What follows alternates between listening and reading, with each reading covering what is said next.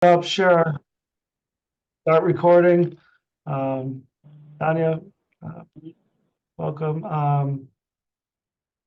Let's jump in. So you all found yourself in the right place at the EJ Coalition Clark County Climate Change Planning Meeting Monday, April 1st, 2024. We are here together. So let's jump in and call this meeting to order. So if we go next slide. Do my due diligence, thanking the good folks of Washington for the Climate Commitment Act that helps fund this work. It supports the work that we're all doing together. Go to the next slide. And welcome. I guess I won't repeat that. We have a number of folks that hopefully are continually getting more familiar as our time goes on together. Yeah, there are some folks, Tracy, if you want to give a wave, who's here in the room. Dana, I know you're out there. If you want to give a wave, you met Dana. Is Dana here? Where's Dana? So I saw Dana. You met Dana, who provided some data presentations. I have a few folks from my team. Gilly, if you can wave your hand. Gilly's popped on. There he is. Hi, all. Give a wave. Grant, give a wave. So a number of folks that are helping support the process behind the scenes. We'll talk a bit about roles later on. And then we have Jenna, who you'll hear from later. Amy, who I don't know if you have a spot on, yeah, maybe a little bit of spot on today's agenda, Amy. But you've heard from Amy before and worked with Amy. And then Lauren, want to give a wave, you'll hear from Lauren. And many of you have already engaged with her in this work. So we can keep going. So maybe before we jump into meeting purpose, why don't we do we can take the slides down for a minute. Let's do some introductions. And we'll work our way around the room. And just again, as we're getting to know each other, although I know a lot of you work together, just making sure we're all reminded of who's in the room and building more community connection as we continue to come into space together. So as a reminder, Ben Duncan, he, him pronouns with Kearns West, your facilitator. If it's okay, I'll just call folks around the room and just say hello, remind folks of your organization, and then we'll keep going on our agenda. So I'll just go in the order of my screen. Angela, you're first up. Hi, everyone. My name is Angela William. I work for Pacific Islander Community Association of Washington as their wellness navigator. Thank you. Thank you. Dania?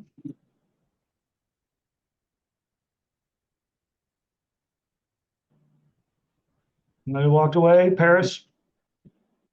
Hey y'all, Paris Nelson, she, her pronouns, Strategic Development and Policy Manager at Fourth Plan Forward, member of the EJC. Great, thank you. Erin? Erin Hamilton, I Urban Teen here in Vancouver. Thank you. Levita? Levita Morrison, Odyssey Rural International Education Services. I use she, her pronouns, and I'm part of the EJC. Thank you. Gabriella? Hi, this is Gabriela Mendoza Ewing from Hispanic Disability Support of Southwest Washington. It's great to see you all. Pronouns she, her. And member of EJC and CAG. Thank you. Thank you. Rebecca? There we go. Hi, guys. I'm Rebecca. I'm the Executive Director of the Free Clinic of Southwest Washington. Thank you. Monica? Hi, I'm Monica Zazweta. I am Vice President of Vancouver Metro LULAC, Council number 47026. Nice to see everyone. Thank you. Good to see you. Min? Yes, my name is Min Pham. I'm the president of the Vietnamese community of Clark County here. Great, thank you. Laura? Hi, everyone. Laura Ellsworth. I'm the Public Policy and Engagement Manager at Council for the Homeless, and I use she, her pronouns. Good to see you all. Good to see you. Almandra?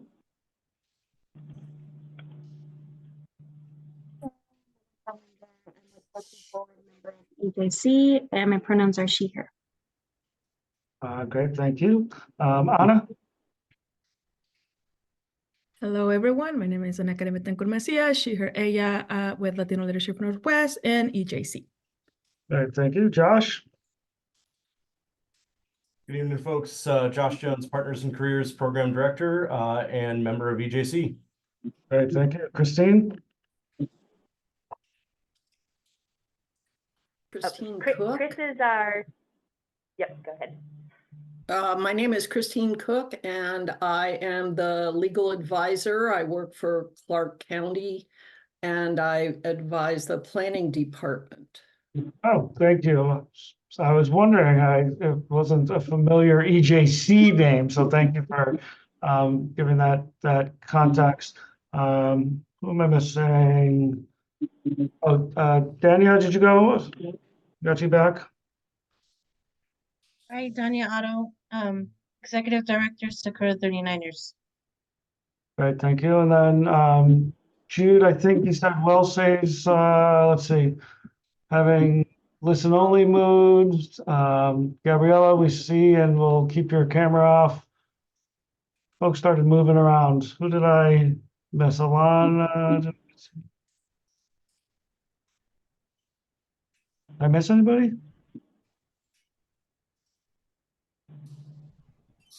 Okay. Well, let us keep going then. Thank you all for the intros. Jenna, was somebody in the meeting room wanting to say something? Are you just off mute? Okay. Thank you. So thinking about how we're going to work through today, we have kind of two agenda items that both really build on y'all's purpose and relationship to this work. The first is you all have done some incredible work building out your engagement work plans. We're going to give a high level overview. I know you had some time to talk about that at our previous meeting, but really trying to understand kind of what populations the EJC and your engagement are going to reach. Think about some of the geographies, and then for some of our discussions previously, making sure that we identify areas for collaboration and identify any gaps. And then we'll talk more about kind of how we're going to move through that conversation with that part of the agenda. And then the second piece is really preparing for you all to go do that work. So really preparing for the initial public engagement, thinking about kind of the initial data that we're hoping and information that we're hoping to learn from the communities that you all work with, engage with on a day-to-day basis. So any questions just about our hopes for today in terms of our agenda? Okay, not seeing any. Let's keep going. And this is how we'll actually walk through. So you can see that's just really broken down into those two big chunks. So really the work plan check-in and then preparing for the first phase of engagement. As a reminder, we will take a break. I don't know if you'll have enough time for the lizard rock to get out in the sun and be in that space, but we will take a 10-minute break right around 4:55, 5 o'clock, and then we will create some space for public comment at the end of our meeting. And I'll touch more on that in a minute before we wrap up and walk out of here by 6:30. So as you know, I know a lot of folks have engaged in the webinar pieces, but just for some clarity, the meeting is open to the public. And again, we'll have public comment at the end of the meeting. If you are in the public, you certainly feel free to raise your hand and get in the queue if you'd like to offer input at the end of the meeting. For members, you all have done a great job of engaging with each other, but reminder to stay on mute. We encourage video always, but know that both life and technology can interfere with that reality. We will ask you to use a raise hand button to get in the queue. If you end up, I don't think I see anybody on the phone, but if you end up on the phone at any point, you can use *9 to raise your hand and *6 to unmute. We got Grant, who gave a wave earlier. His email is there. If you have any tech issues, please let us know.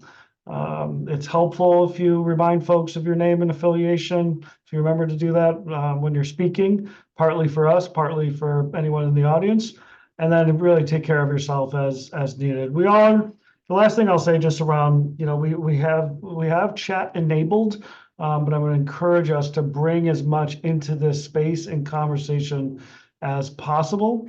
We will use chat to help remember the questions we're asking, et cetera, but largely we want to have folks engage in conversation and not kind of the virtual side talk that chat sometimes represents.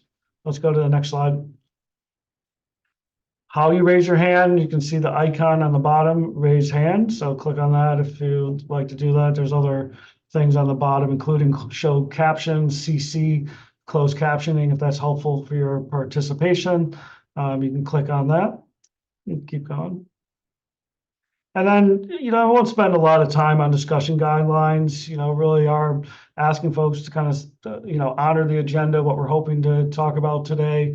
You all have done a good job, and we'll create space to really do some round robin and make sure we're hearing from everyone in the room. But, you all are environmental justice, social justice folks, right? Really holding and sharing the power and sharing the space around the room. We ask that you bring things up as early as possible, that we're focused on the substance, that we're really trying to learn and collaborate and connect and honor each other's perspectives with respect and with active listening. And as I said, let's try as much as possible to bring our voices into the room and utilize chat with intention, but not as kind of side talk. So if that's okay, we'll keep moving. And then for anyone in the audience, we do create space at the end of our meeting. So I will ask again as we get towards the public comment period, but feel free to raise your hands now if you'd like to get into the queue for public comment. We welcome it. We create this space at every meeting. And while the primary focus is EJ member discussion, EJ coalition member discussion, certainly as public input and public comment is received, it really is the purview of this group to consider and hold what they learn. And this will be both in real time as we have folks that come into this meeting to provide public comment, but also public input that's provided and part of your meeting packet. So as you all kind of embrace and reflect on what you learn, we're not going to kind of create agenda items and deliberation, but it should inform to the extent that it's helpful, inform the conversations that you all have. We do put time limits on, so when we get back to this public comment piece, I'll do some reminders around time limits. And then there is a couple of links there for written public comment. You can email comp.plan@clark.wa.gov or submit online. I'm not going to read the whole thing, but it's the main webpage for community planning and the comp plan comments. Let's keep going. So a couple follow-ups from previous work. So one, just I appreciate and will continue to ask folks to utilize a post-meeting survey that can be really helpful for us as a facilitation team and for our Clark County and other consultant partners, just to learn how we can make these spaces as meaningful as possible. And I will reflect that one of the things we heard loud and clear in our previous survey was more time for discussion, more time for deliberation. And we tried to be intentional at this meeting to ensure that we created a lot of space for you all to talk with and alongside each other. Less talking at you, more talking amongst each other. And so please continue to give feedback that would really help us as we continue our work together. The other piece that I wanted to reflect back on, and folks hopefully had a chance to review in your meeting packet, is approval of our meeting summaries that we're putting together. And largely, these are kind of have two primary purposes. One, it's a documentation of kind of the things that we discuss for public record, for folks that maybe couldn't be in the room. It's not going to capture every single thing that happened, but we do want it to be accurate, and we do want it to best reflect kind of a summary of what transpired in our meeting. So I am going to ask, as a practice as we go forward, that we approve and really ask, we had our joint meeting with the advisory group in meeting 1, where we all came together, and our last meeting, the EJC meeting 2. If folks had any red flags or any corrections for the record, we'd love to take those. Otherwise, we'll just consider them approved. We'll share with you each time, create this space, but we don't need to kind of do a formal approval unless folks really think that's important. So what I would ask is if there's anybody who has any changes or any edits or corrections to the meetings summaries that were provided, to raise your hand, and we'll capture that, make the adjustments, and then post them as approved.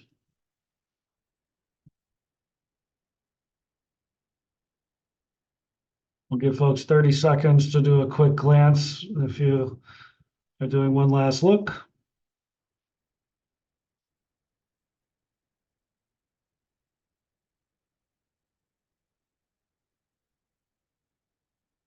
Okay, I'll do a last call. Any updates, corrections to the meeting summaries, or any questions around kind of the purpose?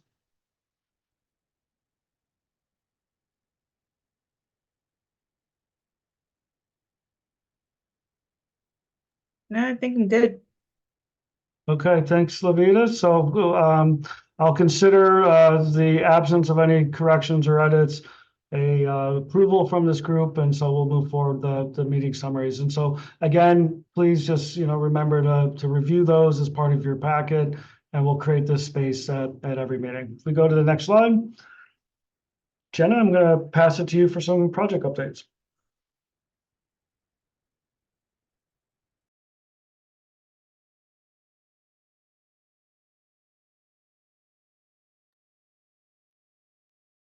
You're talking, Jenna, I'm not hearing you, so let's make sure. Is the meeting room? Okay, sorry. How's that? There Okay, sorry, I muted us in 2 ways. I'm just going to run through my list of updates. It's a little bit of a miscellaneous list of actual updates and logistical type things. So first of all, thank you all for all of your time and energy and work on your engagement plans and this second contract. I think most of you should have seen contracts go out for signature today through DocuSign, or if it's not you, the signer in your office should have seen those come through. I think there's 3 organizations we are still working on getting your set up through the county system. So hopefully it should just be another couple of days till those go through. And I think you all know who you are, but if you don't, let us know. Let's see. And we apologize to the county. We are moving slower than we had hoped through all of this. But as soon as you all sign it, it goes to the county manager for her to sign. And once you sign, they're totally done. So we're really close. And then also wanted to flag, I think you all may have seen our contract person flagged an adjustment in the insurance in these contracts. If you have any questions or concerns, please let us know. This caught us a bit by surprise as well, this last minute change. We think we have a workaround, a solution if you don't have those insurance requirements. So just schedule a meeting with us and we can talk through next steps for if that's a concern for your organization. Okay, so that's contracts. Next, I want to remind you all to complete your open government training if you haven't done so already. And then if you do the training and you still have questions about what constitutes a public meeting or what's considered a public record, please feel free to send Amy, Lauren, and myself, just send us a note, and we're glad to help sort of continue to coach throughout the process if you have questions on those types of things. Next reminder is, and I'll repeatedly remind you all of this throughout the project, is to make sure you don't reply all to any of the emails or the calendar invites that we send out for this project. This is just to help make sure we're staying in compliance with this Open Public Meetings Act. And if we do see you do it, you'll probably see a note from either myself or Chris Cook or someone like that, just to say, hey, try not to do that, because we're trying to keep everyone following this law as much as we can. Okay, next on my list of updates is, you may have seen in the meeting materials a couple of public comments. So our plan is sort of each month when we have a meeting, we will share with you all any public comments that have come in since your last meeting. You know, they are there, you can look at them and consider them, but you don't have any obligation otherwise to do anything else with them. They're really just there as an FYI for you all. And then we are still figuring out our system on how to share additional sort of feedback that some of you have shared between meetings. So we will figure out our system. We'll probably compile and post on our, as part of your meeting packet moving forward as well, but we'll get that system underway shortly. Okay. So then I want to just go through, we've got a few questions that I wanted to make sure we addressed. We had a question around, can we set up a group listserv for this group? And unfortunately, due to the Public Meetings Act in the state, we can't do something like that because it ends up creating a serial public meeting situation, which we're trying to avoid. So unfortunately, that is a limitation of groups like this that are part of a public process. So just wanted to note that. We'd also received a question about getting copies of the Zoom, the transcript for these meetings. So we are, as you saw with this meeting, we're going to start having meeting notes each month, and we'll post the video recording each month. But our preference is usually not to distribute the transcripts because we've had issues with them being AI generated and not always totally accurate. And find that confusing. So that's not something we were planning to share. But if that really doesn't work for you, please let us know. And then I also wanted to note that the chat, we are including a copy of the chat in the meeting notes. So that's our way of recording that moving forward. Okay, I'm almost done. Thank you for your patience. I also wanted to note that we had a request in our other advisory group if we could share a link to the county's current comprehensive plan.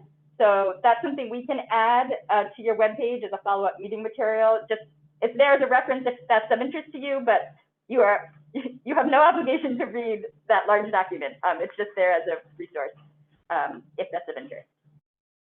Okay, two more things. You may see news releases or other email communication about other activities going on related to this project. So you'll see the announcements for our other advisory group, the community advisory group meetings. You'll probably see announcements around some county-led, like broad general public engagement events. So just want to remind you all, you do not have to go to any of those other activities. You're welcome to as a member of the public, but you don't have to. We are trying to be clear in our communication with, you know, anything for the EJC, we'll say EJC or Environmental Justice Coalition in it. However, if we are not as clear as we could have been, or you have a question, please just send us a note and we can clarify if it's something you saw as related to the EJC. Okay, and then finally, I just have a public service announcement. This applies to any of you in the EJC or anyone in the public who may be listening in. There are 2 community-based organization grant opportunities open right now that we recently saw come across our emails. One is with the Washington Department of Commerce for funding to participate in local comprehensive planning efforts. And part of that, there's a climate piece in there that stems from the same legislation that's driving this project. And then there's another one there's a pollution reduction grant with the Environmental Protection Agency grant out there as well. So if you haven't seen those and that's of interest, please feel free to reach out to me and I can pass along the information that I have. Okay, that's it. Okay, thanks, Jenna. Any questions on what Jenna just put forward?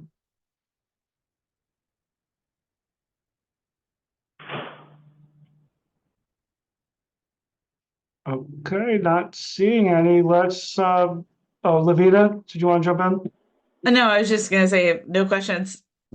Okay, well, thank you. I appreciate that response. So, great. Well, let's keep moving. Gabrielle, I see your comment. Thanks for the updates, Jenna.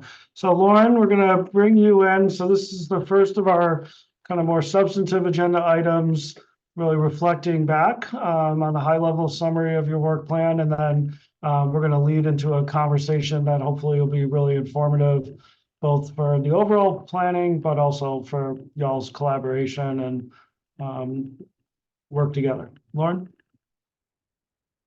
Yeah, so I think if you go to the next slide, you'll see, and this was in your meeting packets as well, so I don't expect you to read all of this while we're talking about it. The next 3 slides are summaries of each of your work plans that we have developed with you. So I think there was an interest in kind of knowing what other agencies and organizations were up to and maybe finding some opportunities to collaborate on things. And this is an attempt to kind of give you a high-level overview of what is happening with the other organizations that are part of the EJC. So a lot of you are doing similar work. Some of you are doing different things, and that's all great, but this should give you a sense of that. You can go to the next slide. I also tried to identify specific populations that some of you might be engaging and working with. So where relevant, I put that in there. Please do let me know if I misrepresented anything that you're doing or the populations that you work with, or you want to change anything about this summary. I'm happy to make edits if there's anything incorrect on here, but that is in your meeting packet and also on these slides. So yeah, Alana, I see your chat there. If you want to send me an email about adjustments, that would be great, and I can make those. I think that is it from me, so thanks.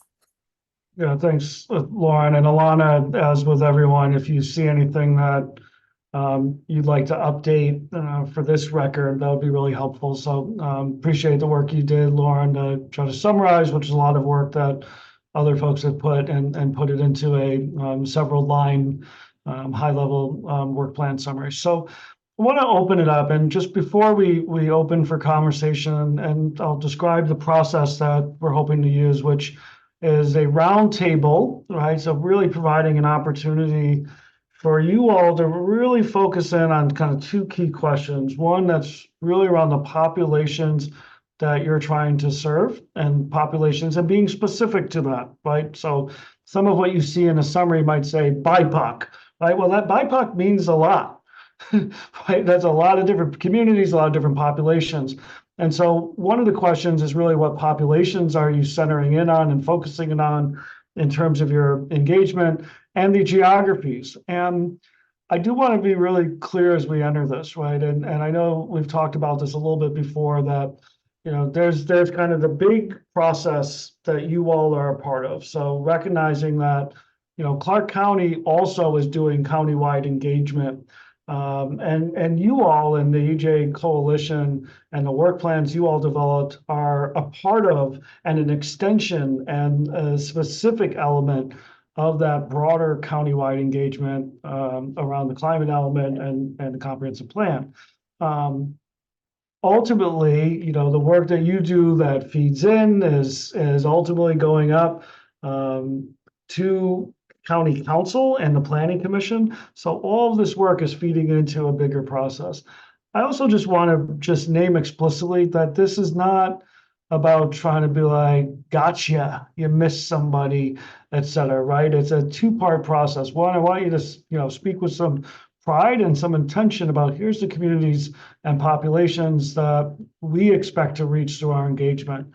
And what it's going to do is inform any gaps that we see either from population or geographies, informs that broader area of work. So I do want folks to, not be thinking, oh, shoot, we're going to have to add a bunch of work to our work plan, or, oh, the county's not going to want to fund us, or whatever kind of bad thoughts you have, and really just speak with pride about the specific populations you're going to hit, the geographies that you're going to cover. And so this is really about due diligence. It's helping the county understand where those gaps are, but also giving you all an opportunity that will help us answer these questions and possibly see some areas for alignment. So before we jump in, and I'm going to ask folks we'll go kind of in the same order that Lauren just displayed on that slide, and ask folks just to speak to those two questions.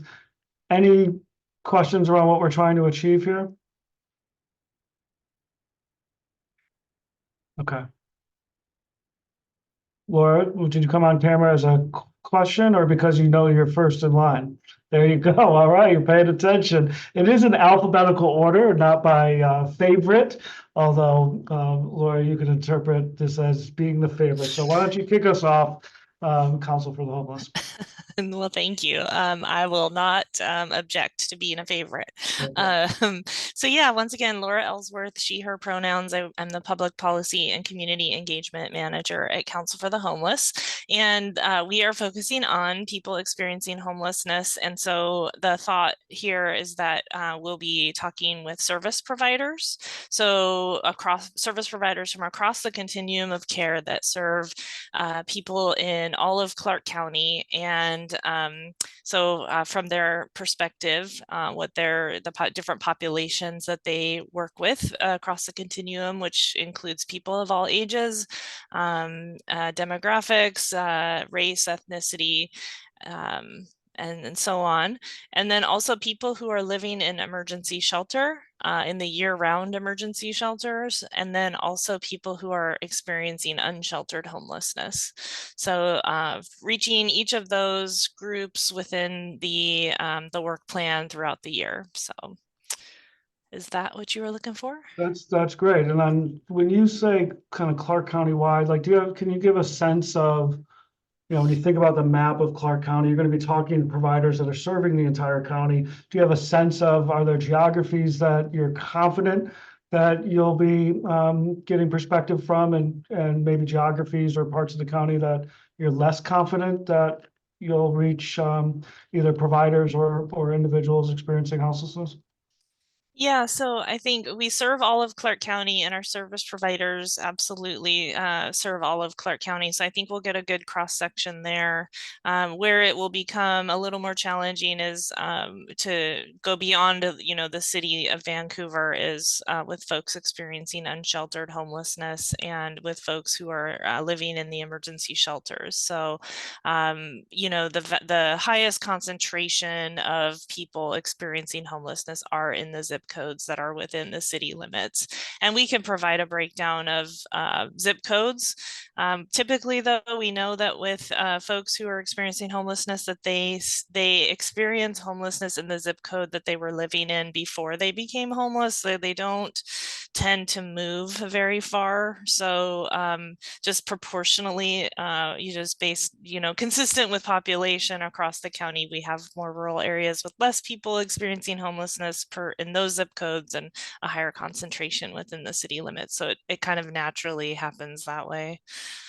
Yeah, no, super helpful. Thank you. And it's always a challenge going first. So that was great modeling for the rest of the appreciate that, Laura.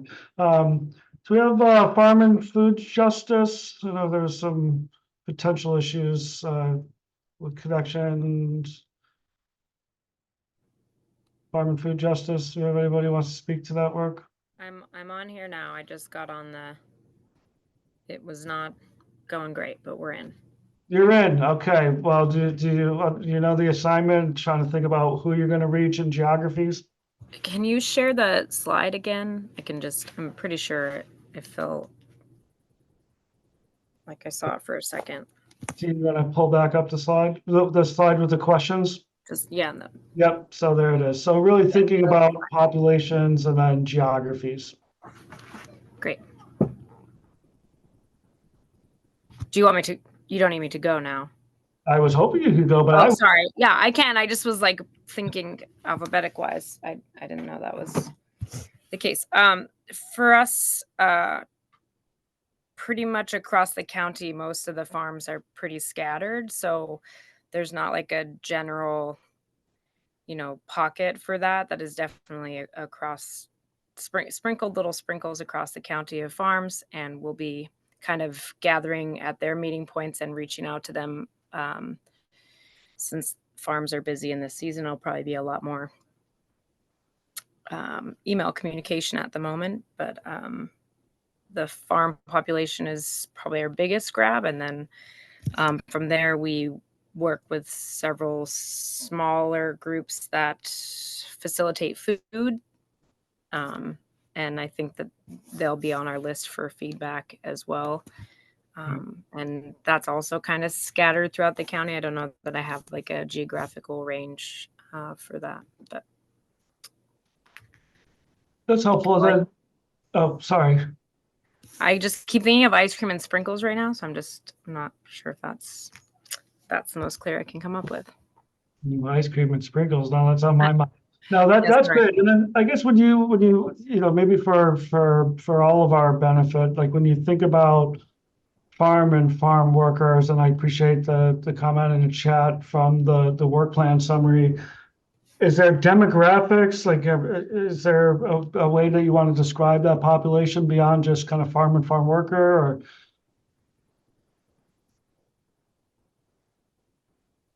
I don't know what you're. well, I guess like, do you draw a distinction between the farmer and farm work? It says farmers and farm workers. Are there different populations, demographics, geographies?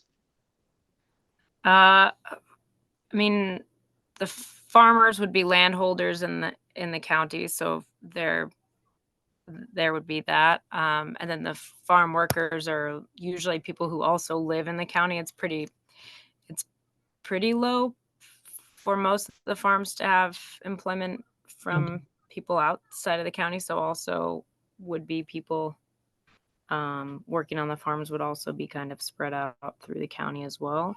There are some other demographics of farm that's a bit more sensitive as far as where they're from, but they would certainly have an opinion on what happens with land protections. Of course, that would benefit them as well. Yeah. Is that kind of that's helpful. Just wanted to get as much context as we can for kind of who we'll be talking to, and then the kind of geographies that are covered by the work that you all are doing. So thank you for that. And I know you kind of came right on and jumped right in. So appreciate you diving in without much warning. Fourth plane, Paris, you want to kick us off? Yeah, happy to. So thank you for asking this question. I'm going to answer it more like big perspective and then zoom in on this particular work. So our work plan involves data collection that will occur at our Fourth Plane Community Commons, which is a community center that on the Fourth Plane corridor that our organization manages. And in addition to hosting a fall town hall. So generally speaking, as the data collection occurs at the Commons is most accessed as a community center by the localized community of the Fourth Plane corridor. So that would mean that we're looking at about 63.6, about 64% BIPOC. The geography census tracts are 411.11, 416, 417, 418, 427. That encompasses the Rose Village, Fourth Plane Village, Bagley Downs, Maplewood, Meadow Homes, Harney Heights neighborhoods, in addition to Fort Vancouver, Hudson's Bay, McLaughlin, Flex Academy, Washington, Harney, Roosevelt, King, and Ogden elementary, middle, and high schools as the public schools that are within our census tract jurisdiction with that typically avail themselves of our Commons programs. And to speak more specifically, we'll be collaborating with the with Monica's group here, the LULAC team, as well as the OWI's team, or Odyssey World, my apologies to the Odyssey World team to use the acronym, but the Odyssey World team, to collaborate and expand the sort of populations that we're going to reach. So we're hoping to support Odyssey World's work for the radio show by hosting a radio show listen-in, watch-in at the Commons for in-person participation there. And then I'm interested to hear the feedback from the folks here, because we've aligned 3 data collection points to occur at Fourth Plain Community Commons events. And because we host a wide diversity of events, from business incubator program for BIPOC business entrepreneurs to like community birthday parties, we're waiting to hear back about what demographics might be tapped by our colleagues here to best select an event at the Commons to expand the reach of our data collection. So if we see alignment and an opportunity to collect from, like, there are some events with the Recovery Cafe, for example, that happen in the common space. So maybe if we don't have sort of re-entry partner or information from folks that are experiencing re-entry or families, that's a way that we could expand the reach, is by targeting those different types of community events. So I really appreciate this conversation and would appreciate a report out of it, so that we can be nimble in which events that we target to add to our population distribution. Happy to give you all more details if you need it. And I think I answered the whole question. The geography is pretty obvious there. So yeah. Yeah, no, great job. And that is the second part of our conversation, Paris, that you teed up, is some of that feedback, opportunities for collaboration, demographics that we could maybe capture in existing work. Thank you for that. Free clinics, I thought, Rebecca, there you are. Hello, I'm in the car getting ready to pick up my kids, so bear with me. Populations that we're focusing on are free clinic patients. So those are all uninsured individuals, adults over the age of 19. Most of our patients tend to be between the ages of 30 and 65.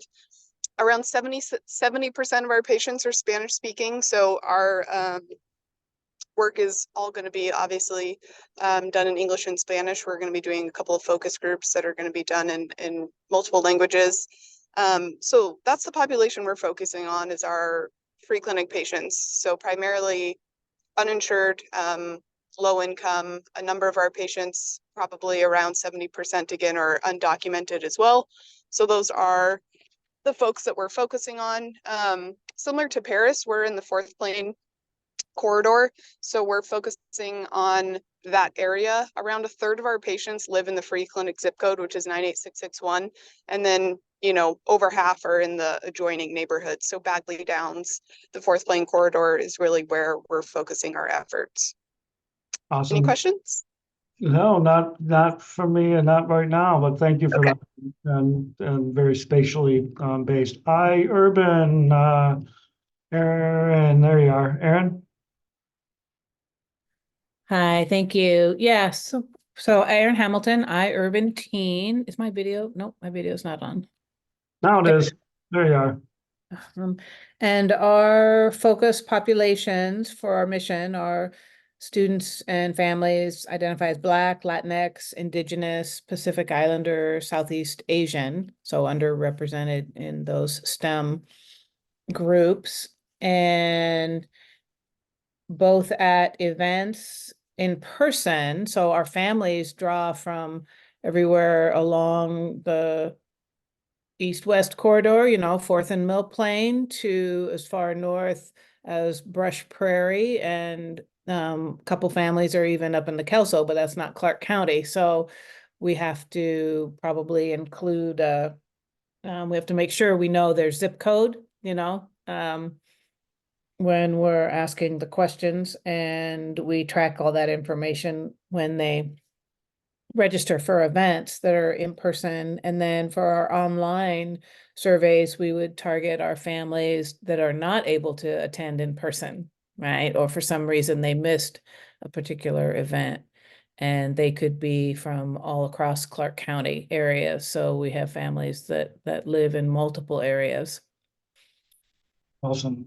Thank you. Do we have Latino leadership? Of course. So which populations? So we do have access to between 100 to 150 Latinx students every single month. So we're hoping to get those surveys to them. We are as far as, Skyview, Union, Perry, Fort Bay, and we're hoping to also utilize one of our biggest events with Fort Vancouver High School, the Fort Vancouver Lowrider Car Show. One, you are all invited to this. And second, we'll be using that event to hopefully get more surveys for the Latina parents too. So that's pretty much what we're gonna be doing. I know that we talked to the county team and they might not have the survey ready for the adults by May. But what we are planning to do is just meet them where they're at. So that means that if we have to go to different locations where there is a high concentration of Latina parents, we're gonna be doing that, working with La Plaza, at the Vancouver School District, and then working with the Evergreen School District to also get that information or to be able to serve those surveys to the Evergreen parents too. Great, thank you, Anna. I don't think we have any, let's go LULAC. Monica, is that you? That is me. I'll get on camera 1 second. Oops. There I am. Boom. All right. Hi, everyone. All right. So with our event that we're doing, and Paris said it, that we would be collaborating, which is amazing, over at the Fourth Plane Forward Commons. But with our event, it's really including everybody. And I wrote a list. It's including Native, Asian, Hawaiian Pacific Islander, Hispanic, African American, Arab, white, Russian, young, older, like me, and then the elderly, like really everybody, because this is everybody's community. And so we're going to be getting translators and everything for this. And oh my gosh, someone was calling me, and so it's all inclusive. This is our Mother Earth, and so that was really the focus of getting everybody involved. And then the geography. I mean, I was wanting to spread it around everywhere. Yes, Fourth Plane is where we're going to be doing the event, but I mean, getting far out as to where is it? Busy Farms. Friends with that man out there, Joe Zimmerman, and so just stretching out every single contact that I have and saying, hey, come on, like please join us and please come to this event so we can get your ideas, because I don't know everything, you don't know everything. We need to collaborate together. So I hope that answers your question. Yes, thank you, Monica. NAACP, I don't think we have here. Odyssey World International. Levita. Hi. So, yeah, a lot of our outreach is going to start with Black families. So that will be like the main focus. There will be some outliers, of course, because some of the surveys will be taking place at some of our more open community events. And so if I were to really narrow it down, there's going to be like a large focus on women, getting feedback from women in general, or issues where there's a tie-in between climate justice and women's health outcomes. And so there's opportunities through our women's health radio show where we're going to have, we usually feature women of color to come in and talk about issues that are related to health. Primarily, we feature women of color, but of course, that extends to other groups, but primarily women. Then we have our women's tea, which is happening April 27th at the Fourth Plane Commons. So Paris and I will be joining forces to collect surveys and whatnot, have a survey corner and things like that. We have Juneteenth, which is our big public event. Of course, it's featuring and highlighting Black accomplishments, Black businesses, Black artists, and everything like related to that, to those cultural aspects. But of course, some of those surveys will be given to the our participants or visitors, and so we don't expect all of the participants to be Black. So we start off focusing on Black populations, but of course it expands outside of that. Great, thank you. What's next? We got the Pacific Islander Health Board. Who's that? Daniel, you're Sakura 39ers, right? That will be me. There you are. It's in your picture, Ozzy, because it's right in front of my face. Thanks a lot. Thanks for saving me. Jump in. All right, sorry, I'm gonna keep my camera off. It's spring break. I have a school age toddler and a baby at home, so they're loud everywhere. So I'm Alana Tudela with the Pacific Islander Health Board of Washington, and the populations we are focusing on for our work plan will mainly be all Pacific Islanders, from the elders to the youth, and we're hoping to include all of them. And geography wise, it's hard because the Pacific Islander communities in Clark County are so sparse. They're everywhere, and we don't have like a basic meeting point. So hopefully we are hoping to gather more data from all of the Pacific Islanders in Clark County. So thank you. Thank you. We heard those little kiddos making some noise in the back. Love it. Thank you. I appreciate you being flexible on spring break. Let's go, Josh, Partners and Careers. Hi, folks. So our target population includes anyone who comes through our doors. We serve just about everybody here in Clark County, from adults, youth, veterans, homeless veterans, immigrants, refugees, unemployed, underemployed. But we are targeting primarily our immigrant and refugee populations. So primarily right now, these are coming from Eastern Europe, Ukraine, Russia, but we also have strong contingents from our Arabic-speaking countries, Spanish-speaking countries, from South and Central America, and a few other smaller populations that I believe are better represented from other groups here today. So we're focusing primarily on those that we're serving in those large numbers. Again, that's Russian, Ukrainian, Arabic, and Spanish. Geographies that we're expecting to reach, our clients come from all over Clark County. There are, of course, higher proportions that are living here in the urban parts of Vancouver, but our clients extend through Ridgefield, Woodland, Battleground, Hawkinson, Camas, and Washougal. So all over the county.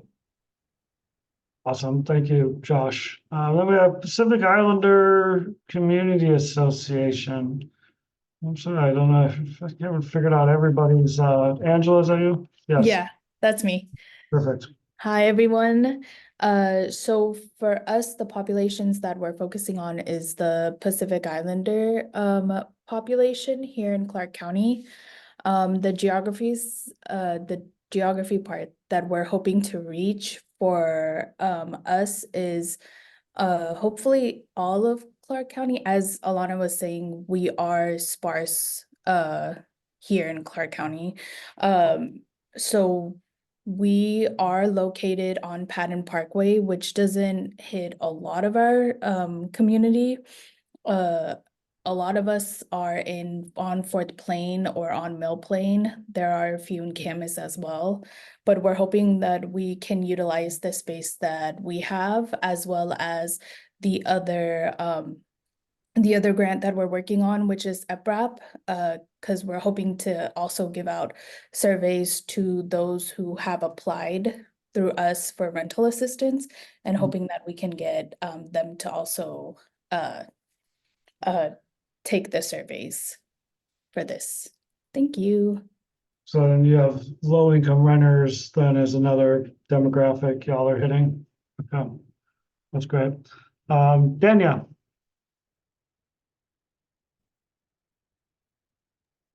Hi, everyone. So with Sakura 39ers, the population that I and we are focused on is the Chukis population. Also the Kofa communities, or the Kofa population. As far as the geographies, for just the Chukis and the Kofa population, we hit Vancouver, City of Vancouver, Clark County. We can also reach Longview, Ridgefield, Battleground, Tacoma, Everett, Federal Way. We can also extend it to like Portland, Salem, but we'll keep it to Washington for this. And yeah, those are where we can reach. Thank you. Right, thank you. And last, but definitely not least, Min. Yes. So I focus on mainly the Vietnamese population in the county, and we connect with them across the county. So what we're going to do is we have a regular group meeting out in Catcaller, but it's also we have a big event going to come up in the summer. We probably will get the survey out to collect the data. It's also we have a good the email distribution list that we can actually use. And I think we reach in a good number of people with our method. And then geography, from a geography standpoint, like are folks scattered around the county, or is there particular geographies you expect to hear? Across the county. Okay. Good. Well, thank you, man. So thank you all. I think we got all the different groups. It's exciting to kind of hear the breadth and depth. So Gabriella, jump in. You know, how did I miss you in this? That's okay. One day the last will be the first. I'm kidding. I don't know. My connection is cutting in between, so hopefully I won't lose you. The populations that we're focusing on are families with children of all ages, from 0 to right now the oldest person with disabilities that we have is about 40 years old. So this is for families of all the community that we serve throughout the county, and it goes actually it goes all the way to the rest of the state, but we'll focus on Clark County. And the 98% of the population that we serve are undocumented Spanish speakers, and this is from different countries, from Mexico, Guatemala, El Salvador, Ecuador. I'm thinking. So those are those are the majority of the countries that the people are originated from, and their primary language is Spanish. And with that, one of the focuses is going to be health-wise for the how does this affect to their health or their loved ones. So I don't know if I miss anything. No, that's great. And you know, I think one of the questions we can ask as we come back, and thank you, and sorry for skipping over, got lost in my alphabet somehow, but for those of you who it sounds like y'all have mechanisms like zip codes, just to make sure that if you are kind of working, you know, beyond Clark County, I know folks mentioned some of that you are being able to differentiate kind of folks that are from Clark County versus outside. So that might be something that we talk about. So anyways, thank you for moving through that. We've captured in a mural board, and I'm going to ask my colleague to show that on the screen. And I don't know if folks are familiar with mural board. We didn't ask you to interact with it other than visually today in terms of what's on the board. And so I wanted to just create some space. And again, I want to be really clear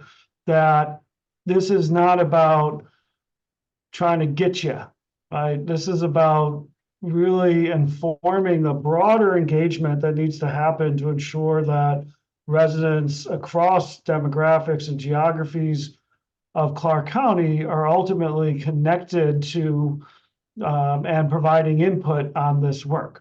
So we tried to capture, as you all were talking, kind of the different populations that you named, and the different geographies that you're expecting to reach in the work that you're doing. And so we're going to throw some questions in the chat, but really just want to know, as you look at this, right, and part of the reason I was trying to push you to be specific as possible is, is there anyone missing from this, right? Or are there geographies that you might name as an EJC to say, we're not meeting people in this area, might not be something that we can do, but we need to name it. So as we go along this process, right, from an environmental justice perspective, making sure we're not excluding anyone whose voices could be really critical for informing the process. So again, I really just want to remind you that this is not about like, oh my gosh, I can't believe you're not hitting these folks,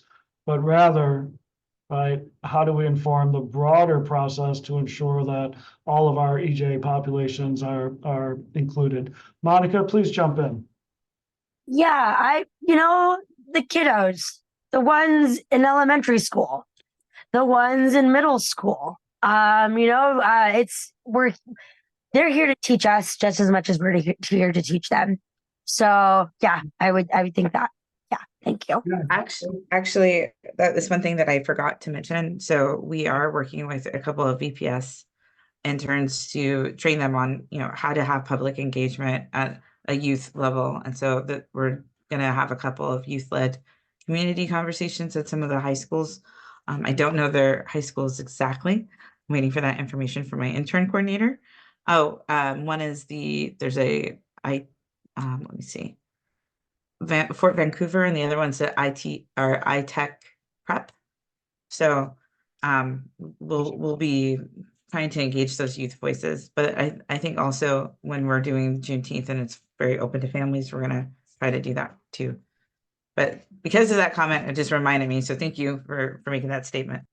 Yeah, and so there's a couple things that are coming up here, right? That's just hopefully illustrating the point and hope of this. One, I think, Monica, you were suggesting younger, right? So Levita, I appreciate you naming, right? We're hitting youth in high school. Gabriella, I see your comment, right? You have families with kids 0+, right? So there is some mechanism potentially to reach some of those younger elementary age youth. But then seeing these opportunities and making sure that we're naming it, but it doesn't mean you're not going to hit it. Paris, you have your hand up, jump in. Yeah, thank you. I just wanted to shout out that I had read the public comment that was attached to this meeting, and one of them specifically encouraged our group to identify that we're connecting with folks with disabilities. And I just thought it would be worth mentioning that Gabriella Ewing's group, Pasitos Gigantes, that their nonprofit explicitly serves folks with IDD. And it wasn't captured on our sticky notes earlier, and I think it's worth capturing because I do know that at least one of our groups here is solely dedicated to serving folks with IDD. But perhaps then we could think about, if it's not intellectual or developmental disability, maybe it's a physical disability that we have a weak spot for out of these Post-it notes. But I did want to note that we do have IDD, I think, very well covered with Gabriella, with the nuance of a lot of those folks being from undocumented backgrounds as well. Great, thank you. So I'm gonna reframe it as an opportunity gap versus a weak spot, but thank you, Paris, for naming it. Gabriella, jump in. Yes, thank you. Thank you, Paris, for sharing that. So yes, maybe I need to be more specific. So we support families with intellectual and developmental disabilities, and many of those disabilities are invisible, as you might probably heard in the past. And some of them are very visible, like Down syndrome or cerebral palsy. But we have a lot of parents that their children have IEPs, 504s for some of you that might be familiar with that kind of language. And also for adults that face issues with employment, housing, and community engagement, anything under the sky, to be able to be part of the community. So, and a lot of those, the issues some of these children have, and it varies besides the intellectual and developmental disabilities. ADD is and ADHD are disabilities, but no to the point that they will reach like a county or state agency for services, but we do service them. So I just want to make that clear. Well, that's very helpful, Gabrielle, and thanks for giving some more life to the work that you do every day, and Paris for naming that explicitly. Monica? Yes, to add on to like the Boys and Girls Club is also a great reach out for the kiddos. And then also rehab facilities like Community Services Northwest or Lifeline, because it's connection, that we need. And so getting more things in there like that. So those are the two things I wanted to say. Thank you. Great, thank you. And just, making sure folks remember, like, this is not about adding a bunch of work to you all's plate, but if there are ways to collaborate, to connect, right, to expand on what you're already doing, right, and then, of course, inform the broader body of work. Paris, jump back in, please. I was just thinking over, I really appreciate your reframing for opportunity gap. I prefer that. So just want to clarify. And then two, maybe perhaps some other opportunity gaps that I'm just seeing with our Post-it notes is, I don't know that I've heard explicitly anyone who has a deep connection with Indigenous peoples. So I wanted to name that for us to be thoughtful. And I'm definitely going to be thoughtful about that as we target events at our commons. And I had a question for the group and maybe any of the experts on the call, but are there any industries that we see a lot in Southwest Washington where they're at high risk for environmental, like they work out in the elements perhaps, or environmental disasters? I just am being thoughtful that I know that we've got someone on the group that's going to connect us with farm workers, and I think that's an incredible perspective to gather, but perhaps any industries in Southwest Washington that pose high environmental risk, maybe we could include them as well. Yeah, thanks for that. So it expands on similarly situated for, you could say outside workers as one demographic that connects with that elevated risk. Monica, come back in. I'm gonna look for some others to bring in if they're seeing anything, but jump in, Monica, please. You also, what Paris just said, like, got my brain up because it was the PUD, the workers that go out there and they work and they cut the trees, they work with the power lines, everything. They are out in the field, seeing all this stuff. So yeah, PUD workers, so and maintenance workers and stuff like that. So thank you, Paris. Thank you. And Gilly, I think you're taking notes. If we could draw some distinction between what people are doing and then these great ideas that are coming up, that would be awesome. So I don't know if it's a different sticky or just kind of move them off to the side so we don't get confused. Anything else? So I know the other question I'm going to ask us to think about is opportunities for collaboration. I think Levita, you brought up in our previous meeting, are we talking to the same people? Is there a risk of duplication or, people getting inundated, being asked the same things over and over again? So I guess want to make sure if there's any additional gaps, and I appreciate folks naming, opportunities to think about and Indigenous folks, outside workers, people with disabilities, and not to say you don't have any coverage, but there might be some opportunities to reach those populations even further with some other efforts.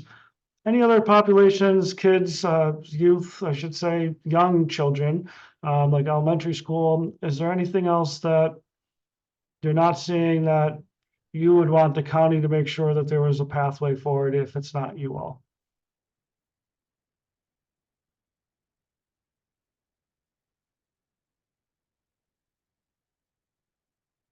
Okay.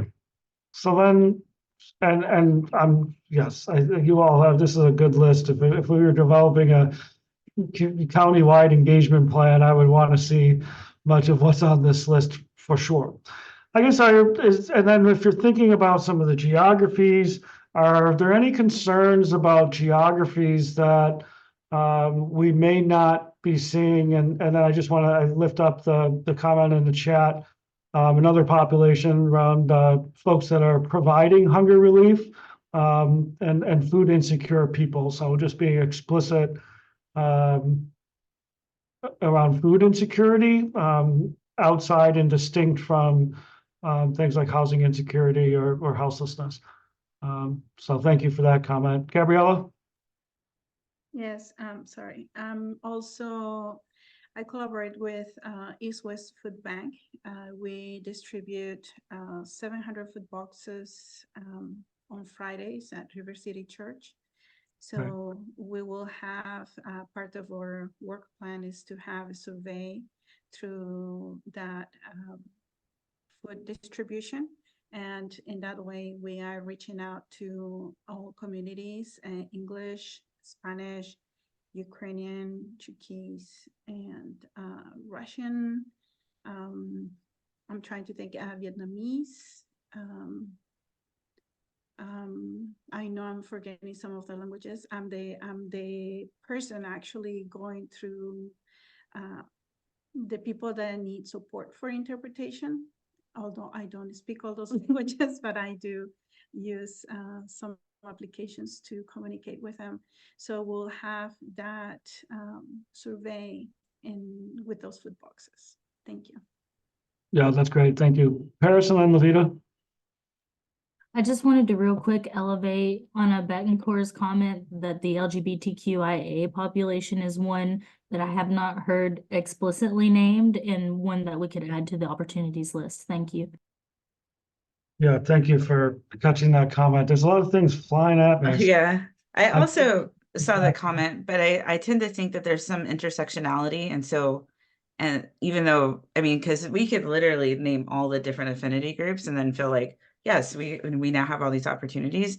But the fact is, we're looking at like low-income people who are having high exposure to these toxic environments, and it's going to hit Black families. It's going to hit Black families that happen to be part of the LGBTQIA populations. There's a lot of intersectionality here, and just because I want to be very clear that just because we name one affinity group doesn't mean that we're not open to others. But I feel like from my perspective, I'm really looking at like low income and historically race and income, and has kind of come together or intersect. And then the people who are most vulnerable, and when you're looking at race and income, are like the trans Black population. They tend to have less employability.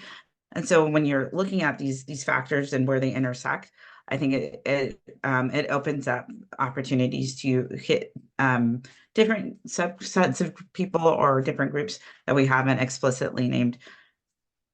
Yeah, Levita, I appreciate that and appreciate the intersectional framing that you provided. And, I think one of the things as this work unfolds, and certainly for you all to pay attention to, for the county broadly to pay attention to, is, in that example, right, are we reaching, an especially vulnerable population, to your point around, particularly Black trans women, right, that or femmes that are especially vulnerable, right? And I think, yes, you may hit them trying to name where we're being really intentional, where there may be opportunities. So it may be something to pay attention to. Levita, is that a new hand or your old hand? That's an old hand. You okay. You can put that down. Thank you. That's all right. You can put it back up anytime. We'll bring you in. So anything else you're seeing in gaps or opportunities for collaboration? What I thought was really cool was just hearing, as you all shared, thinking about the collaborations that have already been established. Paris, I think you had named or asked a question around some potential additional opportunity, but I guess, are you seeing any other opportunities where you may want to reach out for someone, or sharing of events, or ways to avoid duplication by collaborating? Now, Levita, I think that's a new hand. Or maybe it isn't. No. Oh, I'm gonna lower it. All right, I thought you lowered it and then it went back up again, so, thank you for that. Any thoughts on collaboration that is inspired by this conversation? Or have you all kind of identified the places where you are? And that's as far as we're getting for today, which is fine too. We just Well, it want seems like there's a lot of collaboration. I mean, I feel like we could support each other when at each other's events where they're like more like multicultural. I would really love some opportunities to collaborate with just like the Vietnamese community seems like it's very far away from me. And so like I would love to see where like we can bring these two cultures together and learn more about each other's cultures and the shared values and how the shared impacts of what's happening. So I think there's a lot of opportunities, especially also with the Pacific Islander groups. So we'll just have to, constantly update each other on what's going on and where we can come together. Yeah, thanks, Lavita. Paris? Just a quick note for opportunity, but I know that someone named youth members earlier in the Latino Community Resource Group of Clark County, which is not a member of our EJC team, but another cherished community partner for many of us. They host their multicultural resource fair every spring at the end of the school year, and it's a hugely attended event. And I wonder if folks are interested, maybe we could put our thoughts around collaborating to get some survey outreach to that, because they provide language interpretation at that space, and it's broadly attended. That's great. Thank you, Paris. That's a good example. And so before we kind of move, we're gonna take a break here in a few minutes. I did want to offer maybe for Jenna, Amy, Lauren team, how best, right? Like, let's use that example that Paris just provided, right? You have an end of school year resource fair, could be an opportunity to get out. Given the kind of the realities of not getting out of bounds of public meetings, like what's the best way for folks to do one of two things? One, how do they keep track of what each other's doing? And two, how would they kind of more organically or less organically, I don't know, connect with each other? What would be your guidance, Jenna? Yeah, that's a good question. So I think that maybe the simplest answer is if you are interested in doing some collaboration but aren't quite sure, is it too many people, or, to be collaborating or that kind of thing, send us a note and we can talk, because we have a few options.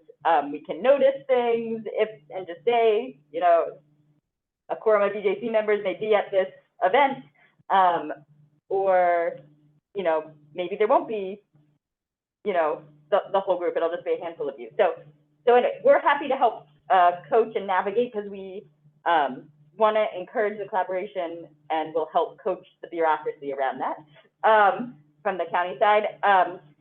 And then the other piece is, I'm not sure we've been like, I don't think we've talked to you about this yet, but I am wondering if, I wonder if we need a space in our agenda regularly where there's an opportunity for all the EJC groups to share what's coming up that month, like that we basically, we build it into these meetings, or at least for things where there's an opportunity. Anyway, so something like that, if we can somehow build that into this meeting, I think that might be a nice way as people develop their plans and have more specifics to share out. So just throwing that out there as an idea, but yeah.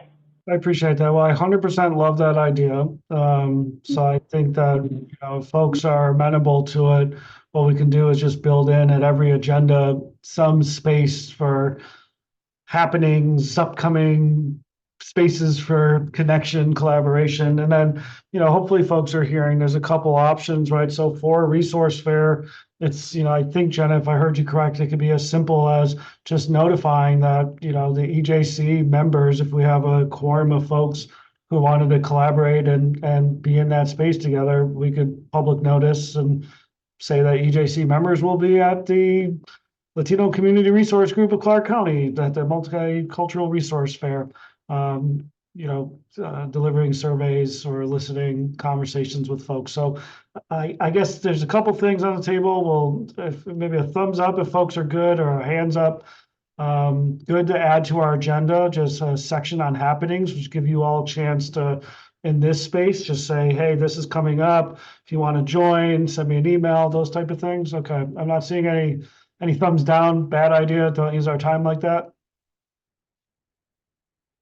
Okay, it'll be a bold move with all those thumbs ups, but I always have permission to disagree.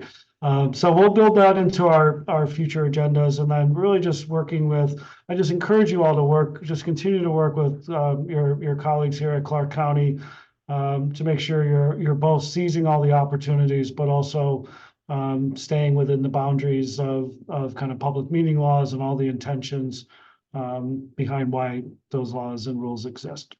Okay. Awesome. All right, well, we're going to take a 10-minute break. Thank you all for that conversation. It was great to, again, just kind of hear the work you're doing, the enthusiasm, gets me really excited. We're going to transition after a break. So we'll come back at 5:05, and we're going to spend basically the rest of our time together outside of the public comment and kind of wrap up, focusing on the content of the first phase of engagement, which is really connected to and related to the presentation that you all heard from Dana and her team at Kappa. So let's take 10 minutes. We'll come back, I guess 10 and a half minutes. We'll come back at 5. Okay, we don't even have to change the slide. 5:05, right on time. So we'll come back at 5:05 and dive into the next part of our conversation. So see you in 10 minutes. Thanks all.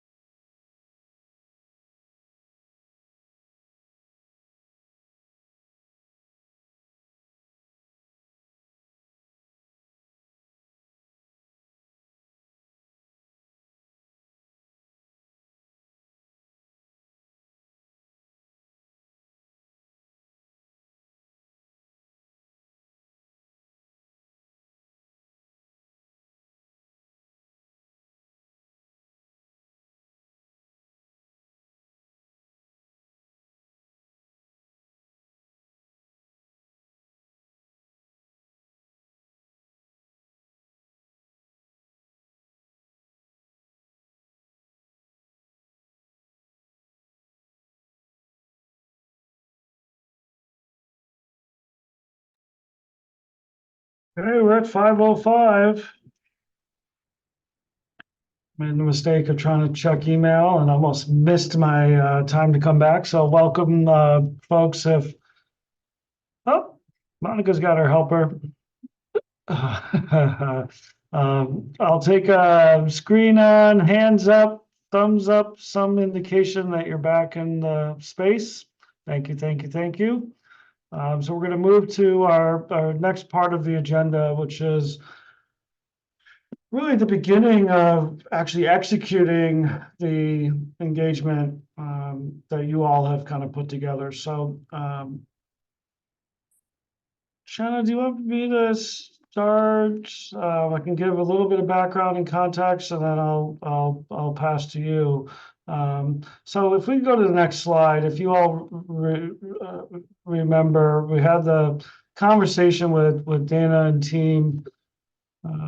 Was it the last meeting or one of your previous conversations that really did, you had to remember the series of maps and different impacts related to climate hazards and impacts. And there was several of them as outlined on this slide that were brought up, in particular drought, extreme heat, flooding, storms, landslides, wildfire, smoke, a variety of different impacts. And that were kind of spatialized in the maps that were shown and expected to grow in intensity, duration, frequency, et cetera, and certainly have impacts on folks' lives. And so if you go to the next slide,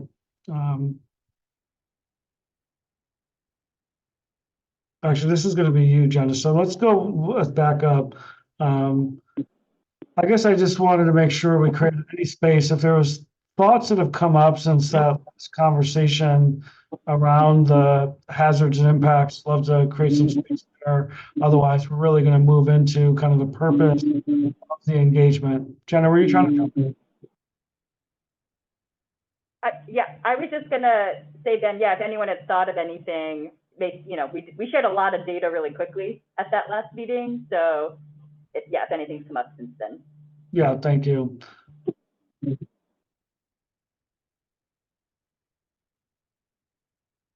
So is anything coming up? So there's a couple of questions that were asked. It was around like illustrations, some life to kind of the experience and how these things are showing up in community. But also if there's any, and I know Dana is here, if you had questions that emerged around how'd you all land on these and what's this thing that I feel is super important.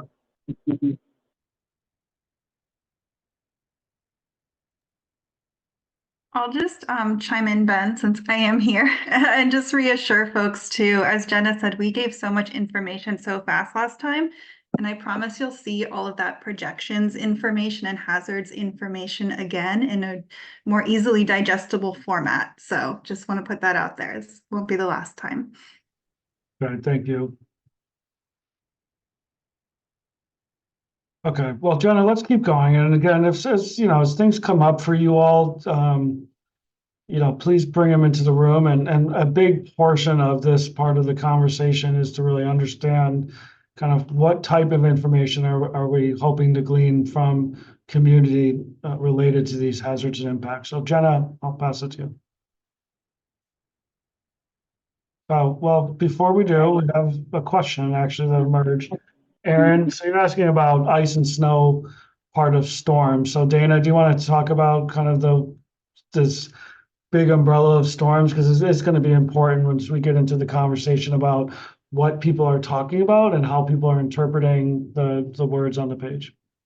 Yes, sure thing. So this is something that we've had some internal conversation about, and what counts as a climate hazard and not just a natural hazard. So in other words, what hazards can we point to that have robust scientific backing showing that they are going to change as a result of climate change? And so when we're talking about storms, the kinds of storms that we can say with some justification are going to get worse or become more frequent with climate change. We're talking about rainstorms, and often those are accompanied by wind. So we can talk about rain and wind with pretty high confidence.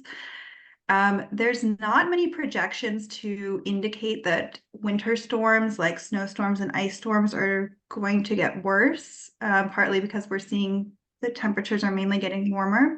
So even though we're not talking explicitly about snow and ice storms, something we've talked about doing is when we get to the phase in this process where we're looking at selecting goals and policies for recommendation, we can think of any policies that would address rainstorms as well as snowstorms as having a kind of a co-benefit of addressing cold weather hazards as well, even though those aren't the primary, quote, climate concern. So I hope that answers the question. We're still open to hearing about people's experiences with snow and ice storms because that will help us think about how to fold that in as a co-benefit later on. Aaron, does that answer the question? Or was there an underlying assumption that you were making around ice and storms, or like, does that? No, it answered the question. It's just that it was my understanding that it's more like weather weirding rather than just heat everywhere, because there's more tornadoes in certain parts of the country. There's more snow and ice in certain parts of the country. There's more heat in certain parts of the country. So, people are very much impacted by snow and ice as well as extreme heat. Yeah, well, I don't know if there's anything to add, but Aaron, one of the things as we get into some of the questions, I think ensuring that you all are doing your best to kind of put yourself in the survey taker mode, if that's the way to say it, and making sure that those questions are making sense. Or that, I think this is a good example when you say, have you been impacted by storms, right? Folks, particularly in recent memory, might be like, yeah, that ice storm was really kicking my butt. And so just filtering our next part of the conversation through some of these questions will be, I think, really helpful. Thanks for that, Aaron. Any other questions? Thank you, Dana, for hopping in and being on call. So you got your data expert in the room as well. So we'll lean on you as necessary. So Jenna, I'll give it to you.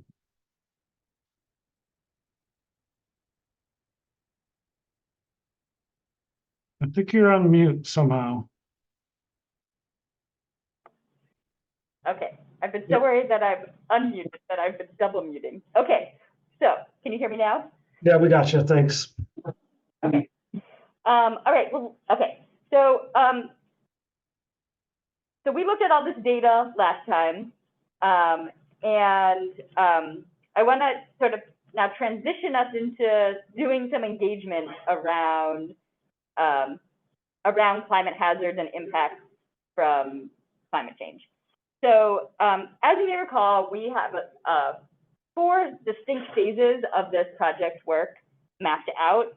And this first phase is around resilience, and specifically around better understanding people's experiences related to climate impacts in the county. And any feedback that you all collect over the next couple of months related to this topic, it's really helpful to the county because it's going to inform the next steps of our planning process. So, and in general, right, if we ask people about their past experiences with severe weather or certain weather patterns, it can help us plan on how to be better prepared and to better cope for more severe weather or changes in weather patterns in the future. So, for instance, if we hear some stories or learn about people's experiences in our community, where maybe during like the heat dome, for instance, we not only will get a little bit of more insight into, what hazards maybe are really concerning to people. It'll also help share insight into what was really helpful to people, what kinds of based on their stories, we can sort of identify, oh, these people or this service or this thing in my community was really important. It's just really valuable information to make sure we're not missing anything in sort of the data work that we're doing. And it starts to give us an indication of possible priorities as well, just by hearing people's stories and experience.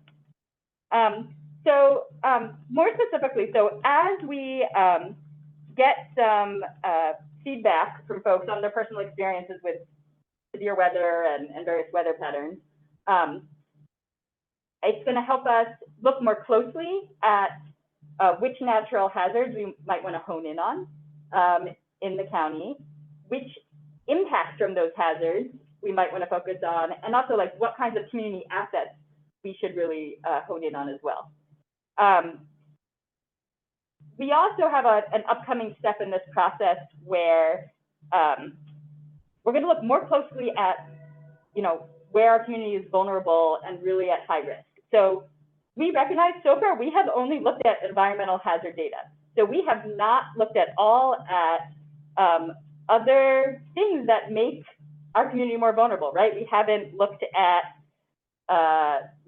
what can make people more vulnerable, right? Past trauma and, discriminating policies to someone's health conditions. There's this whole suite of things that can make somebody more vulnerable themselves to a certain situation. We haven't gotten there yet, but we will be doing more vulnerability analysis. It's coming. So these stories can help make sure we don't skip over something in a future step, and can give us some insight on where we might want to focus that work. And then this feedback can also help us start to get ideas on possible policy ideas. So we're still several months out from getting there, but all of this initial feedback really is helping prime this future work to come. Okay, so that was my spiel on really just to say how important any feedback that you all collect over the next few months is going to be, because it really can feed into all of the next steps of this process for resilience plan. Okay, let's go to the next slide. All right, so after our last meeting with you all, we put some draft questions together that were included in your meeting materials for today. And we're putting these together. They are a resource if they are helpful to you, but I also want to emphasize that they're entirely optional. You do not have to use the questions that we're drafting at the county if you don't want to, or you could use them as a starting point and modify them to what makes more sense to you for the community that you're working with. So I just want to make sure I preface this part of this conversation on they are available, but you don't have to use them.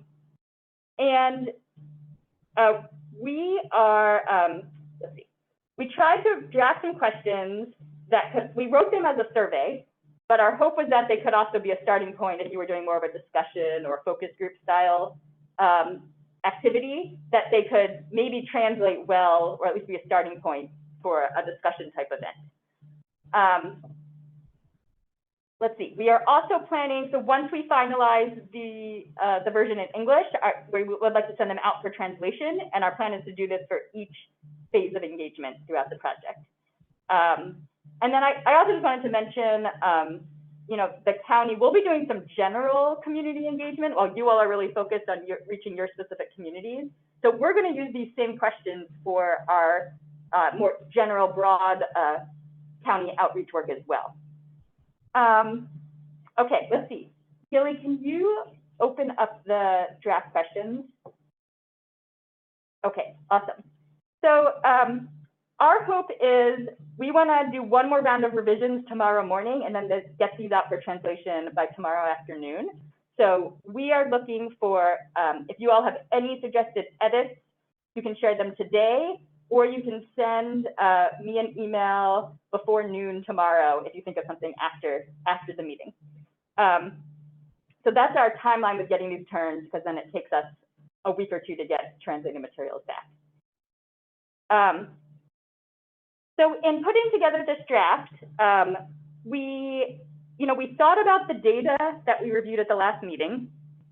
And we also thought about you all had some suggestions and feedback on, getting at, what are the types of problems that are being exacerbated by by a severe weather event? Or what are you most concerned about? Or I think there was also some conversation on addressing immediate needs versus long-term needs and things like that. So as we were thinking about questions to ask, we went with an approach to ask people to reflect on their own personal experiences rather than focusing on data. And we also went with an approach of using weather terminology. So we were talking about severe weather and weather patterns, as opposed to using terminology like climate change, trying to make it as accessible to more people as possible. So that's a little bit of background on where this draft came from. So Gilly, if you could scroll down to the first question. Okay, so real quick, so the first question here, have these severe weather events affected you or people you know while living in Clark County? Please select all that apply. So our hope here is to just have a question about, have you been impacted by any of these events? And I will note, just to Erin's comment earlier, we did put really cold weather in here because so far every time we've talked about weather events, it's coming up. So even though it may not be projected to get worse here, we have included it in these questions because we think we still might get some pretty good insight from folks reflecting on it. Okay, so that's question 1. And then Gilly, if you can keep scrolling down to question 2, and then you can see the rest of the slides. Okay, so question 2 here is, severe weather can affect each of us differently. Please describe how you were affected by each of the following types of severe weather. So our hope here is, we first asked, have you been impacted? The second question is about, how have you been impacted? And then let's go to question 3. Okay, so question 3 is, think about your experiences with severe weather in Clark County. What helped you during these events? So now we're asking about what was helpful in the past. So this might give us some really good insight into things we can build on or expand that have been helpful in the past, and things like that. Okay, let's go to the next question. So our fourth question is, thinking about your experiences with severe weather in Clark County. What did your family need that you didn't have during these events? For example, you can mention a specific information, support, programs, or policies that would have been helpful. So we're trying to get at, what did you need that you didn't have? All right, let's go to the next question. Question 5, what other severe weather events or weather patterns in Clark County concern you that were not listed in previous questions? So this is the opportunity for folks to raise anything else that we haven't asked about. And then question 6 gets at some day-to-day challenges make it more difficult to cope with severe weather. Do you experience any of the following? And we've got a list here of some examples of things that can make dealing with weather more challenging. And there's a write-in option. If you keep scrolling, really, there's a write-in option too, because there's clearly many more things than what we have on that list. And then after that, we have a series of demographic questions. So we're asking about zip code, we're asking about race and ethnicity, and then specific ethnicity. We've got a question about gender, your housing situation, the language you speak most frequently, and then we have a question about age. So as I mentioned, if you have any thoughts right now, we are glad to hear them.